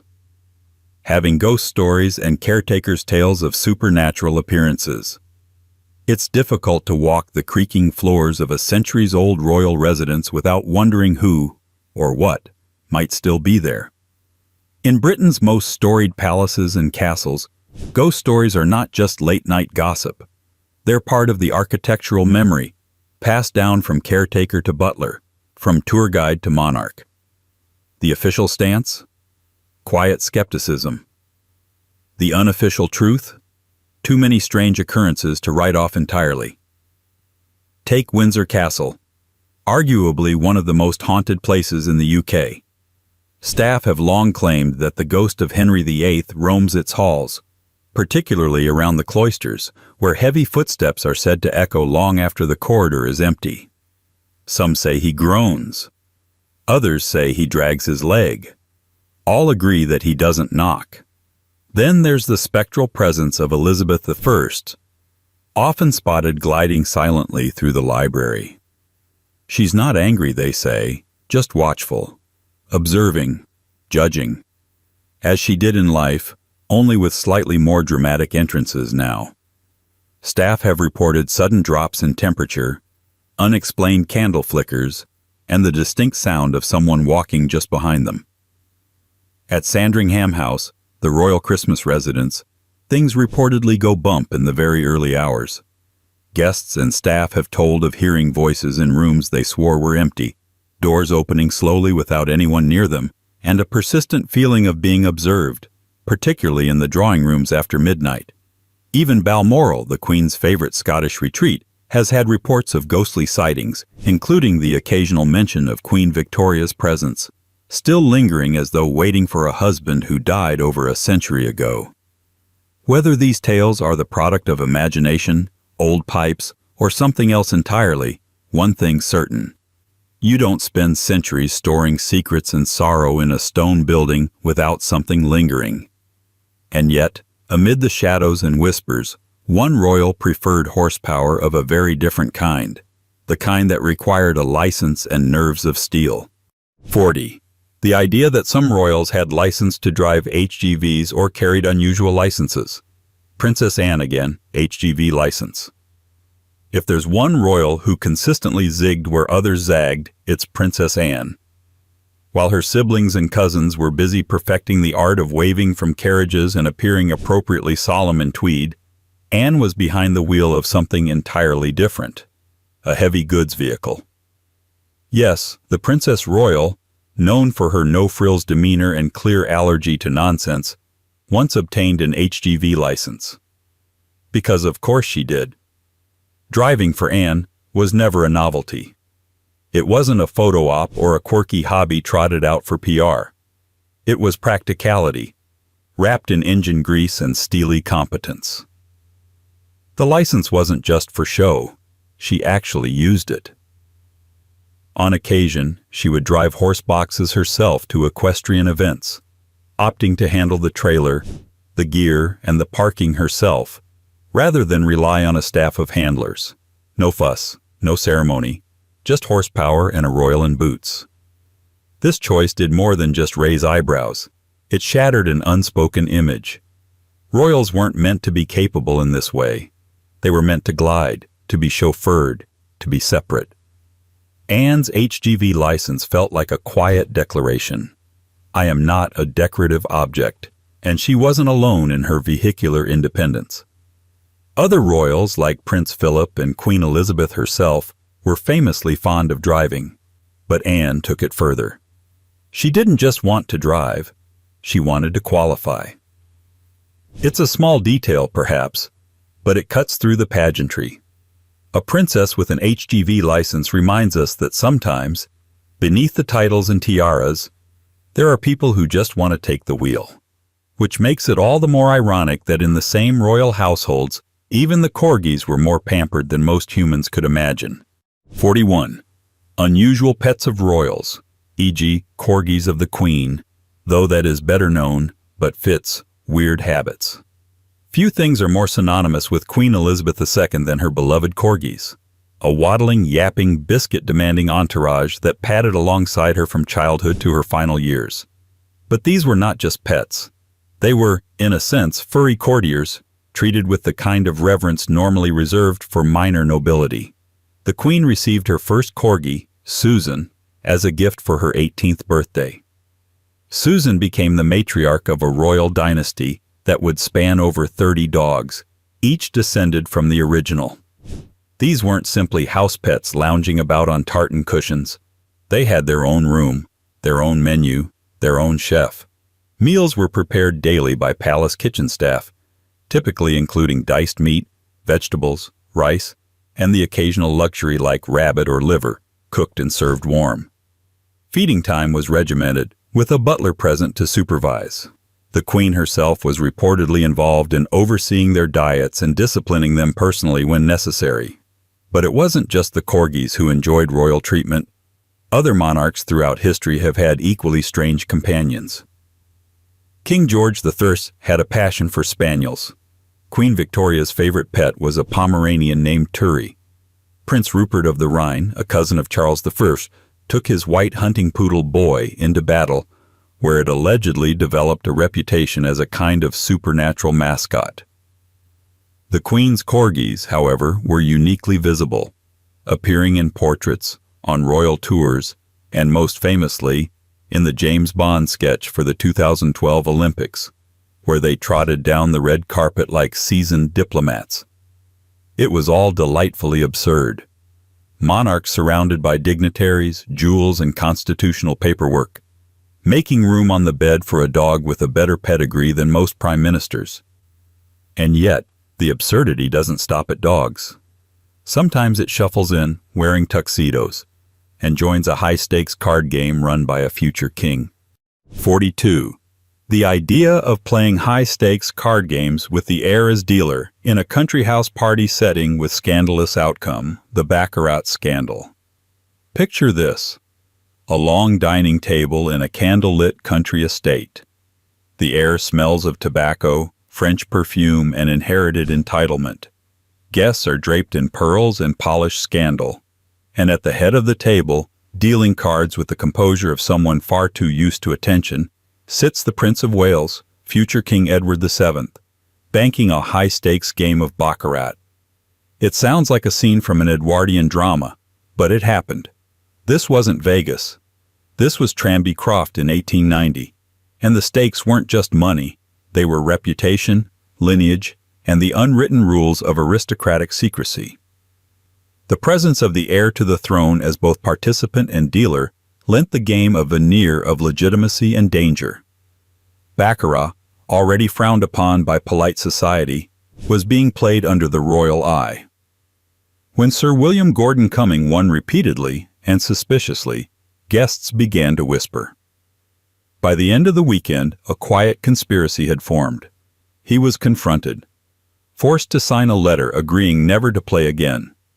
In return, the incident would be buried. It was not buried. It was exhumed and paraded in court, with the prince himself called as a witness. The entire affair became a media circus. Aristocratic dignity collapsed under cross-examination. Gordon Cumming's name was ruined. Edward's remained intact, but the stench of scandal lingered, reminding the nation that even royals can gamble more than they realize. What makes the story so fascinating isn't just the cheating. It's the setting. A country house turned casino. Titles on the line over a pack of cards. It was an empire, folding ever so slightly at the corners. And long after the cards were cleared and reputations reshuffled, another game was being played. This time with cameras, shutters, and the constant war between private lives and public snapshots. 43. The strange rules around photographs, paparazzi, and private versus public life for royals, especially modern era. In the age of image, few people are as simultaneously visible and hidden as the modern royal family. Every smile, wave, and carefully angled pose is a calculated performance. And yet behind the curtain, the real battle isn't just about what gets seen. It's about who gets to choose what should be seen. Photographs, once rare and formal artifacts of monarchy, are now the front lines of a quiet war between privacy and expectation. The modern era introduced something older monarchs never had to reckon with: the paparazzi. Not state photographers, not official portrait artists, but a swarm of long-lensed freelancers willing to climb trees, sit in cars, or camp outside hospitals just to get that unsanctioned shot of a royal in jeans buying carrots. There's a famous story of Queen Elizabeth gently scolding a photographer for snapping shots through the Balmoral trees. He reportedly didn't move, unsure whether her scolding was a formality or a command. It was both. The family has always tried to maintain a wall between their private and public selves.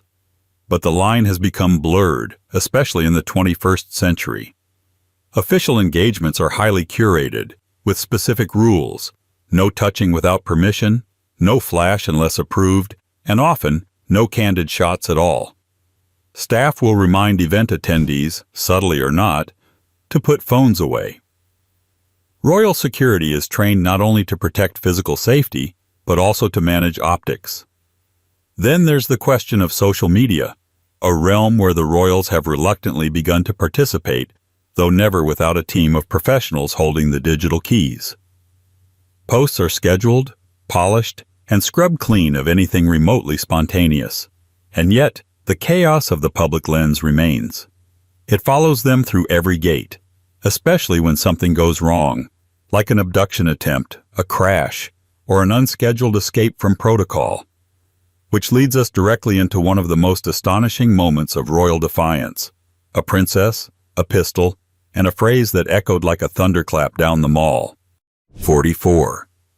A royal being unexpectedly involved in or witness to a violent crime. Kidnapping attempt on Princess Anne. It was 1974, and Princess Anne, known for her unshakable calm and disdain for fuss, found herself at the center of one of the most audacious crimes in modern royal history. As she returned from a charity event with her husband, Captain Mark Phillips, their car was halted on the Mall in central London by a vehicle swerving violently into its path. Out stepped a man with a gun. His intent? Kidnap the princess and demand a multi-million-pound ransom from the crown. But this wasn't a scene from a film. It was real, and it unfolded with chaotic swiftness. The gunman, later identified as Ian Ball, shot the royal chauffeur and a passing journalist who attempted to intervene. He tried to open the royal car door, only to be met not with panic, but with the unimpressed steeliness of Princess Anne herself. According to multiple eyewitnesses, Ball ordered her to get out. She refused, firmly, repeatedly. When he insisted, her now famous reply cut through the moment like a blade. Not bloody likely. It wasn't royal speak. It was pure Anne, deadpan, unmoved, completely unimpressed by armed theatrics. Eventually, Ball was tackled and arrested. Anne was unharmed. The entire encounter lasted minutes, but became an enduring legend of royal grit. In an institution where most scandals involve too much wine or too little discretion, this was something entirely different. Actual danger, real bravery, and a reaction so characteristically blunt that it almost seemed scripted. It also exposed a weakness: the vulnerability of public royals in a world where their schedules are public, their routes predictable, and their vehicles, until then, lightly protected. After the incident, royal security underwent a quiet revolution. But bravery aside, what's most memorable is Anne's tone. The same tone she'd later apply to everything from hairbrushes to horse trailers to refusing palace chauffeurs. And that refusal to follow script? It was echoed across the royal spectrum in the oddest, most unexpected ways. 45. The concept that the royals sometimes break from tradition in unexpected ways, e.g., odd hobbies, license to drive, ignored protocol. Despite the polished image, the British royal family has a long tradition of low-key rule-breaking, not in the revolutionary sense, but in the quietly subversive acts that chip away at royal stereotypes. Behind the medals and manners, there are royals who drive themselves, dress out of step, or collect objects that would confuse Sotheby's and delight a flea market.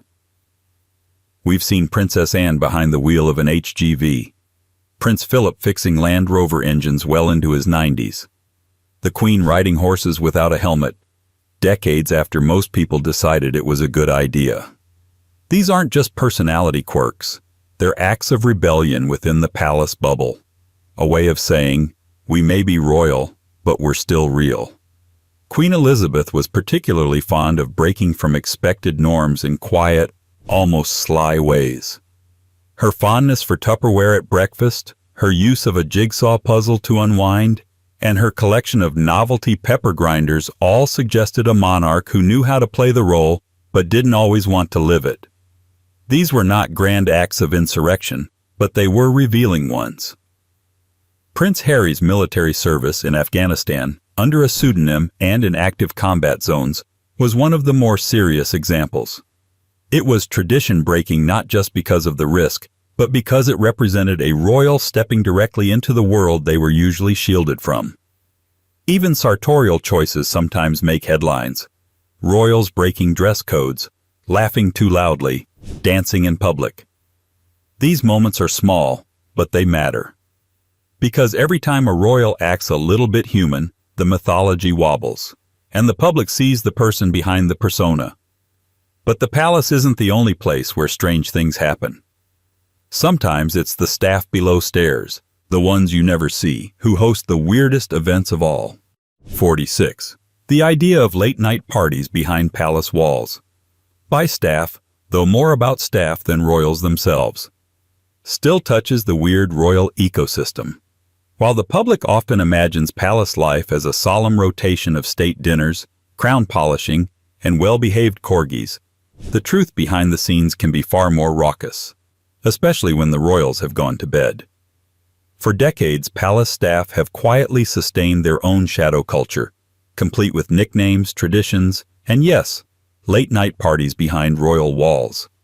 These gatherings weren't exactly raves, but they were spirited affairs nonetheless. Junior footmen, kitchen hands, housemaids, and equerries, once the queen had turned in and the official business was locked behind polished mahogany, would descend into the staff quarters for makeshift socials. Laughter echoed down stone hallways. Music leaked faintly through centuries-old walls. Wine flowed from mismatched glasses borrowed from less regal cupboards, and all of it unfolded beneath chandeliers that had witnessed centuries of monarchy.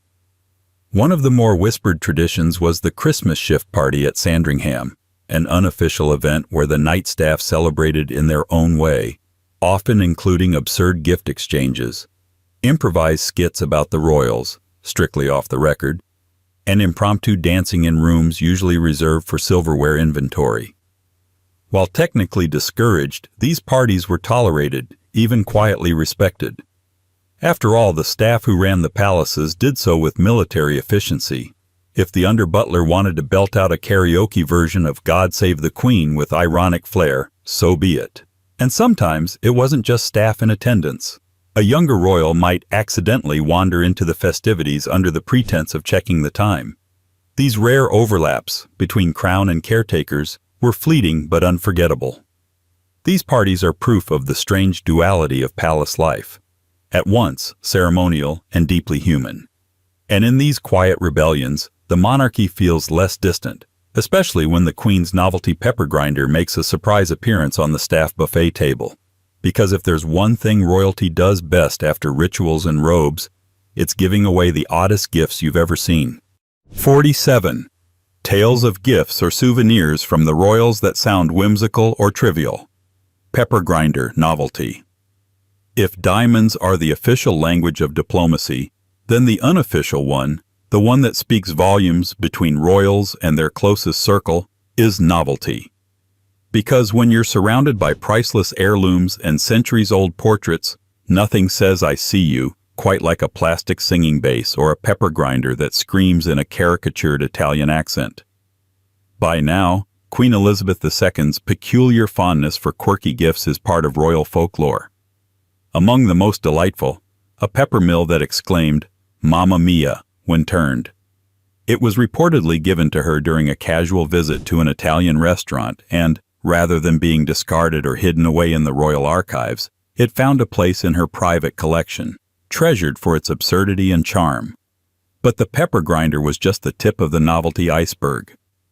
Other items in the Queen's personal trove included ceramic animals with no known function, wind-up toys shaped like corgis, and tiny utensils designed to serve exactly one olive.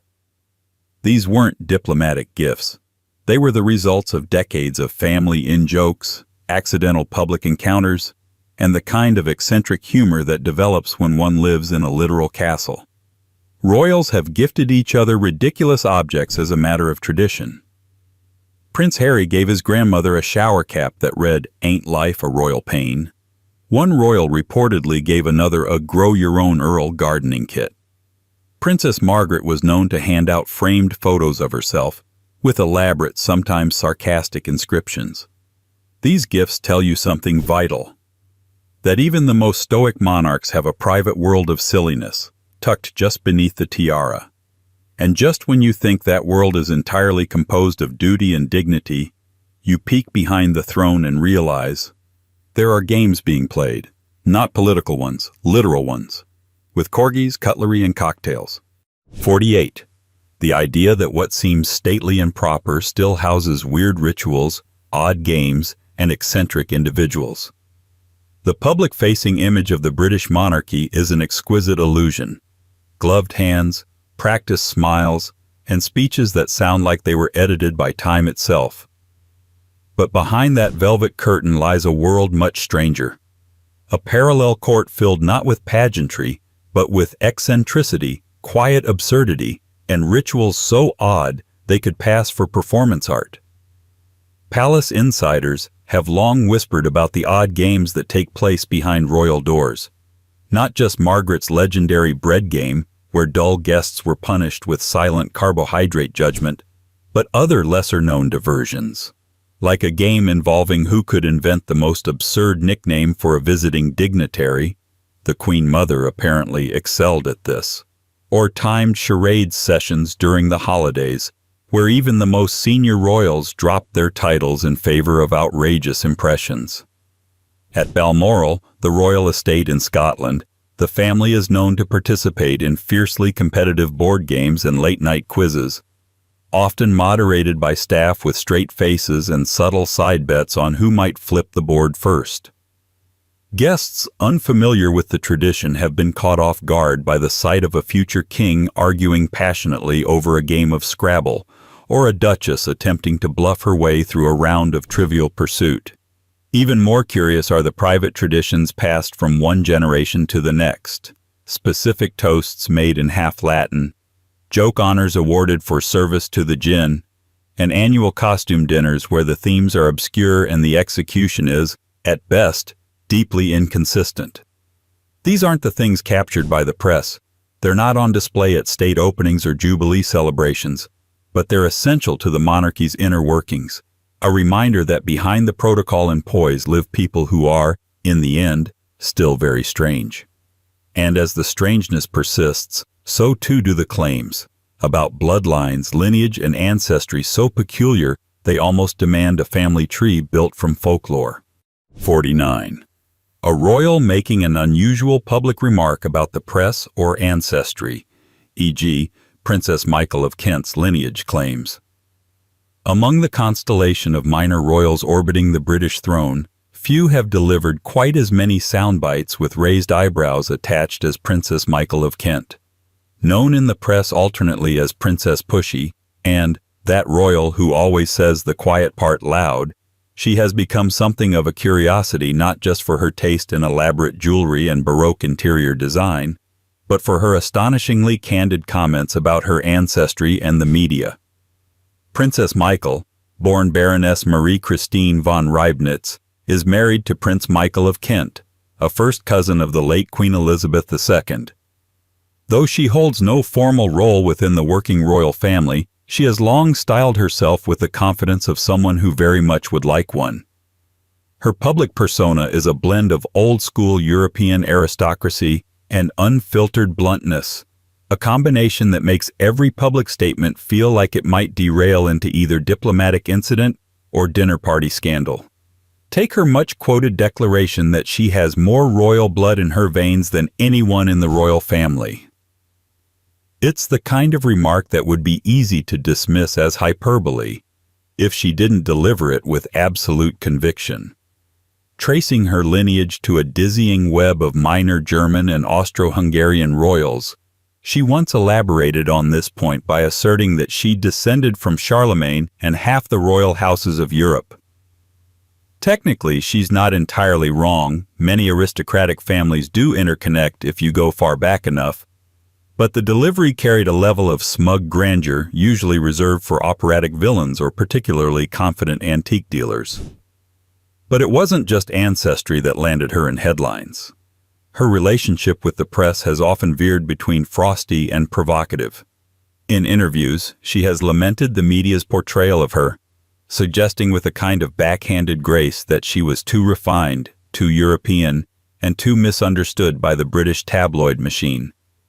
At one point, she remarked that the British press was obsessed with tearing people down, noting that her own statements were often taken out of context by journalists who, she implied, lacked the intellectual depth to appreciate her historical references.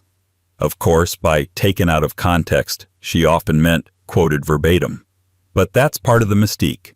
Princess Michael doesn't so much court controversy as behave as if controversy is a natural byproduct of being terribly interesting. Even her home decor has made headlines. Think leopards, gilded mirrors, and an unapologetic love for all things rococo. When asked once about her famously opulent style, she replied, "People say my taste is over the top. I say, what's wrong with a bit of drama?" This, in a way, explains everything. She sees herself as a character in a grand royal play, misunderstood by modern audiences. And perhaps she is. In an era when most royals are trained in the art of saying very little very carefully, Princess Michael says a great deal very unapologetically. She is, at once, a walking relic of royal Europe, a headline generator, and the kind of person who would absolutely describe her own blood as blue without a hint of irony. But for all her claims about royal lineage and misunderstood nobility, she shares one fate with every Windsor in the modern era, being relentlessly followed, prodded, photographed, and pursued by the long lenses of the media. And nowhere does that battle between royalty and intrusion play out more vividly than in the surreal world of paparazzi mishaps, phone hacking, and very public private moments. 50. A royal having to deal with media intrusion, paparazzi hacking, and weird pranks. Modern era. In the golden age of royal mystery, the public might have known what the monarch wore to church, but not what she ate for breakfast. There were no leaked voicemails, no covert photos from bathroom windows, no off-the-record whispers captured and sold for clicks. But with the rise of modern tabloid culture and the evolution of press from printing house to paparazzi swarm, the boundaries around royal privacy began to evaporate like fog over Balmoral. From the 1990s onward, the media's appetite for royal content ballooned from curiosity to obsession. What once appeared as painted portraits and staged balcony appearances now flooded tabloids in the form of candid snapshots, leaked conversations, and moments that were never meant for public consumption. The lives of British royals became a permanent live stream, often without their consent. Take the phone hacking scandals of the early 2000s. Several members of the royal family, including Prince William and Prince Harry, were confirmed targets of illegal surveillance by tabloid journalists. Private voicemails, sometimes mundane, sometimes deeply personal, were accessed, recorded, and in some cases, quoted. The invasion was so severe it sparked criminal investigations, high-profile lawsuits, and a reckoning across the media industry. But even beyond the criminal, the everyday intrusions were constant. Prince William once confronted paparazzi hiding in the bushes outside a private estate, lens poking through leaves like a cartoon villain. Princess Diana, perhaps the most hunted woman on earth in her time, was chased through streets and cornered in parking garages, her expressions immortalized in the flash of 1,000 cameras. Even the Queen wasn't exempt. One anecdote recalls her being surprised by a long-lens photographer while walking alone at Balmoral. She was reportedly not angry, just weary. A soft rebuke, a glance. The photographer got the message. For a while. Then there are the weirder moments. Royals have been the targets of prank calls, some harmless, others humiliating. Impersonators have bluffed their way into palace switchboards. During one famous episode, a nurse answered a prank call from someone pretending to be the Queen. It made international news, No one laughed. The family has tried to adapt. They've embraced controlled social media, hired tighter security, instituted stricter protocols for public access. But the core paradox remains. To be royal is to be visible. Yet that very visibility makes privacy feel like a forgotten luxury. And so they continue to walk the tightrope, smiling on balconies, then retreating into fortresses where even the wallpaper might be watching. Because while the world watches them for perfection, it's the flashes of normality, of imperfection, that truly capture attention. Like the moments when a royal lights a cigarette at noon, pours a vodka, and becomes, for a fleeting second, unsettlingly ordinary. 51.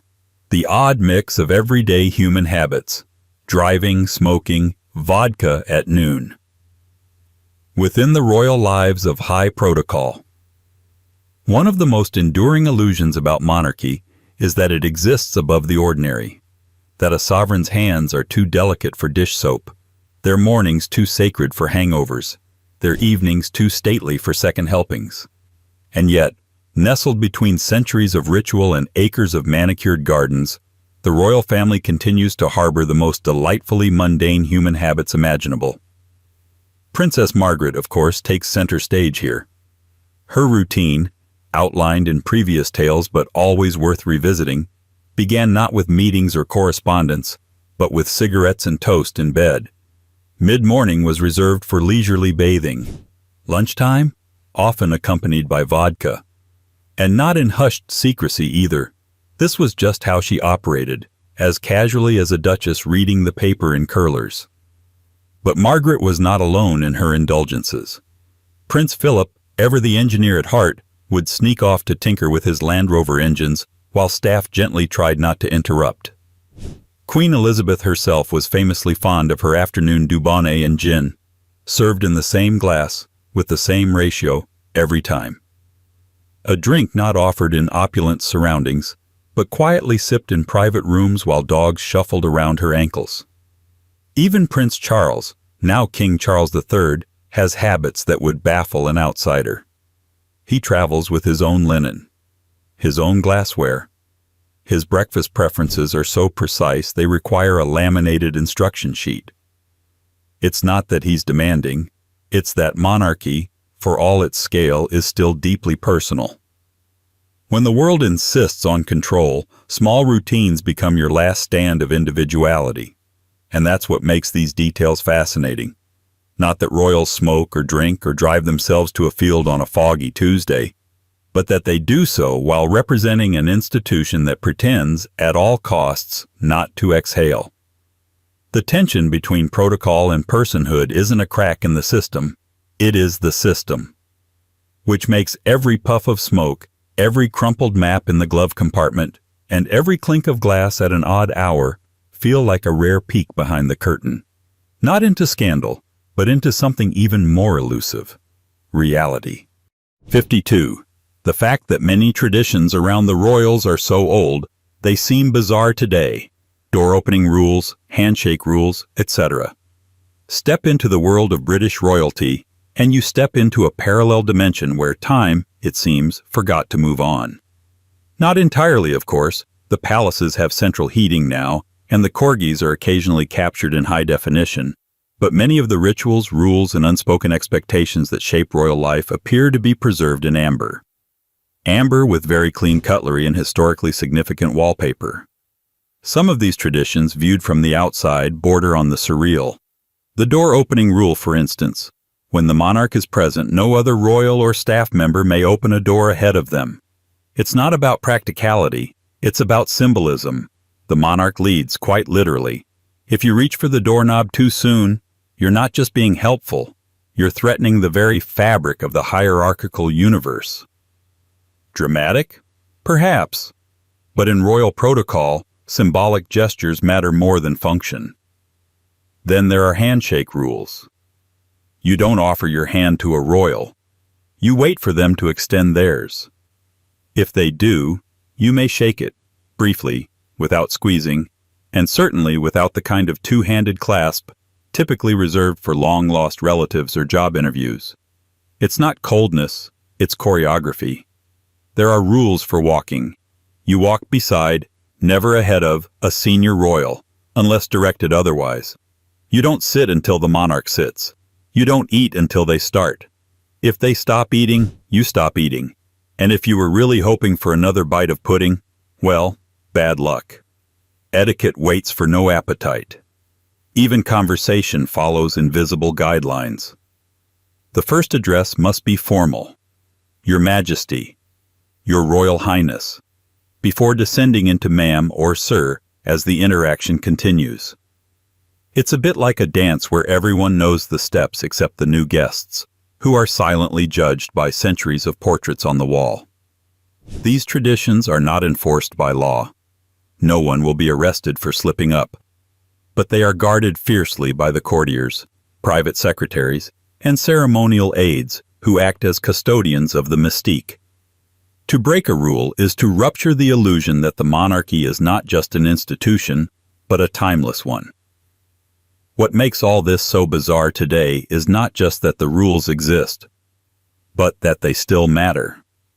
In a world of smartphones and casual Fridays, the idea that someone might be reprimanded for entering a room too early feels like something out of a historical drama. And yet the monarchy thrives on such details. It's the rigidity that keeps the mystery alive.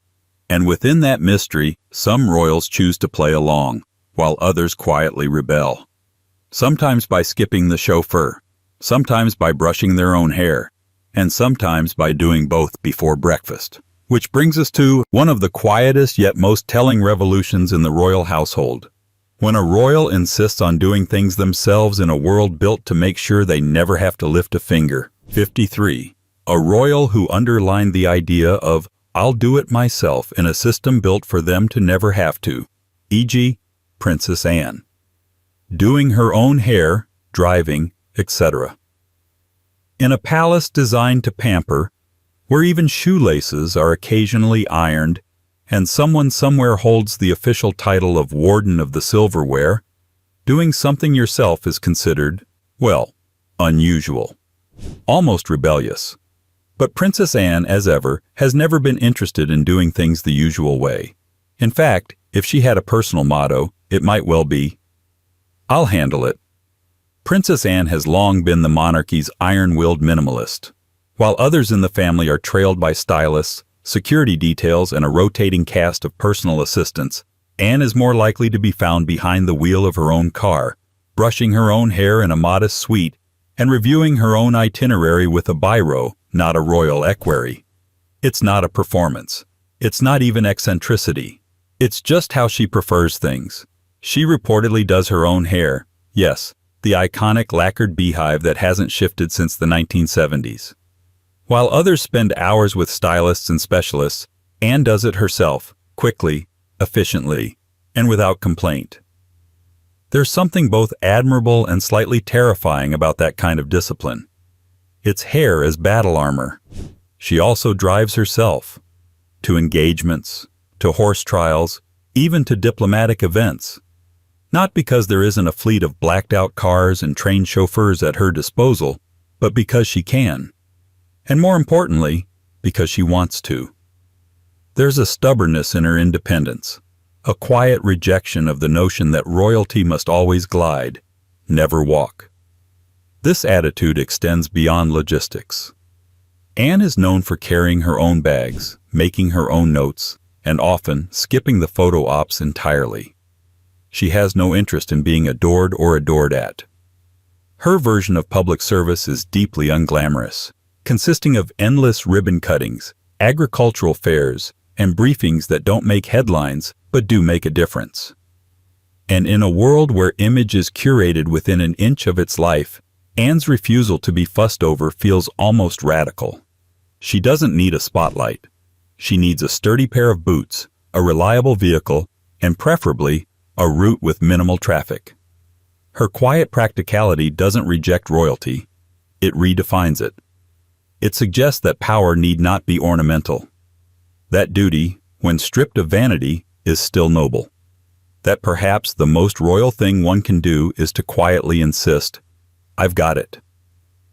In the end, Princess Anne is a paradox in pearls, simultaneously the most traditional and most modern royal of them all.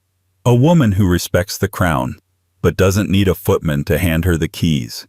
And with her, our gallery of royal strangeness comes to a close, not with a scandal, but with a shrug and a gear shift.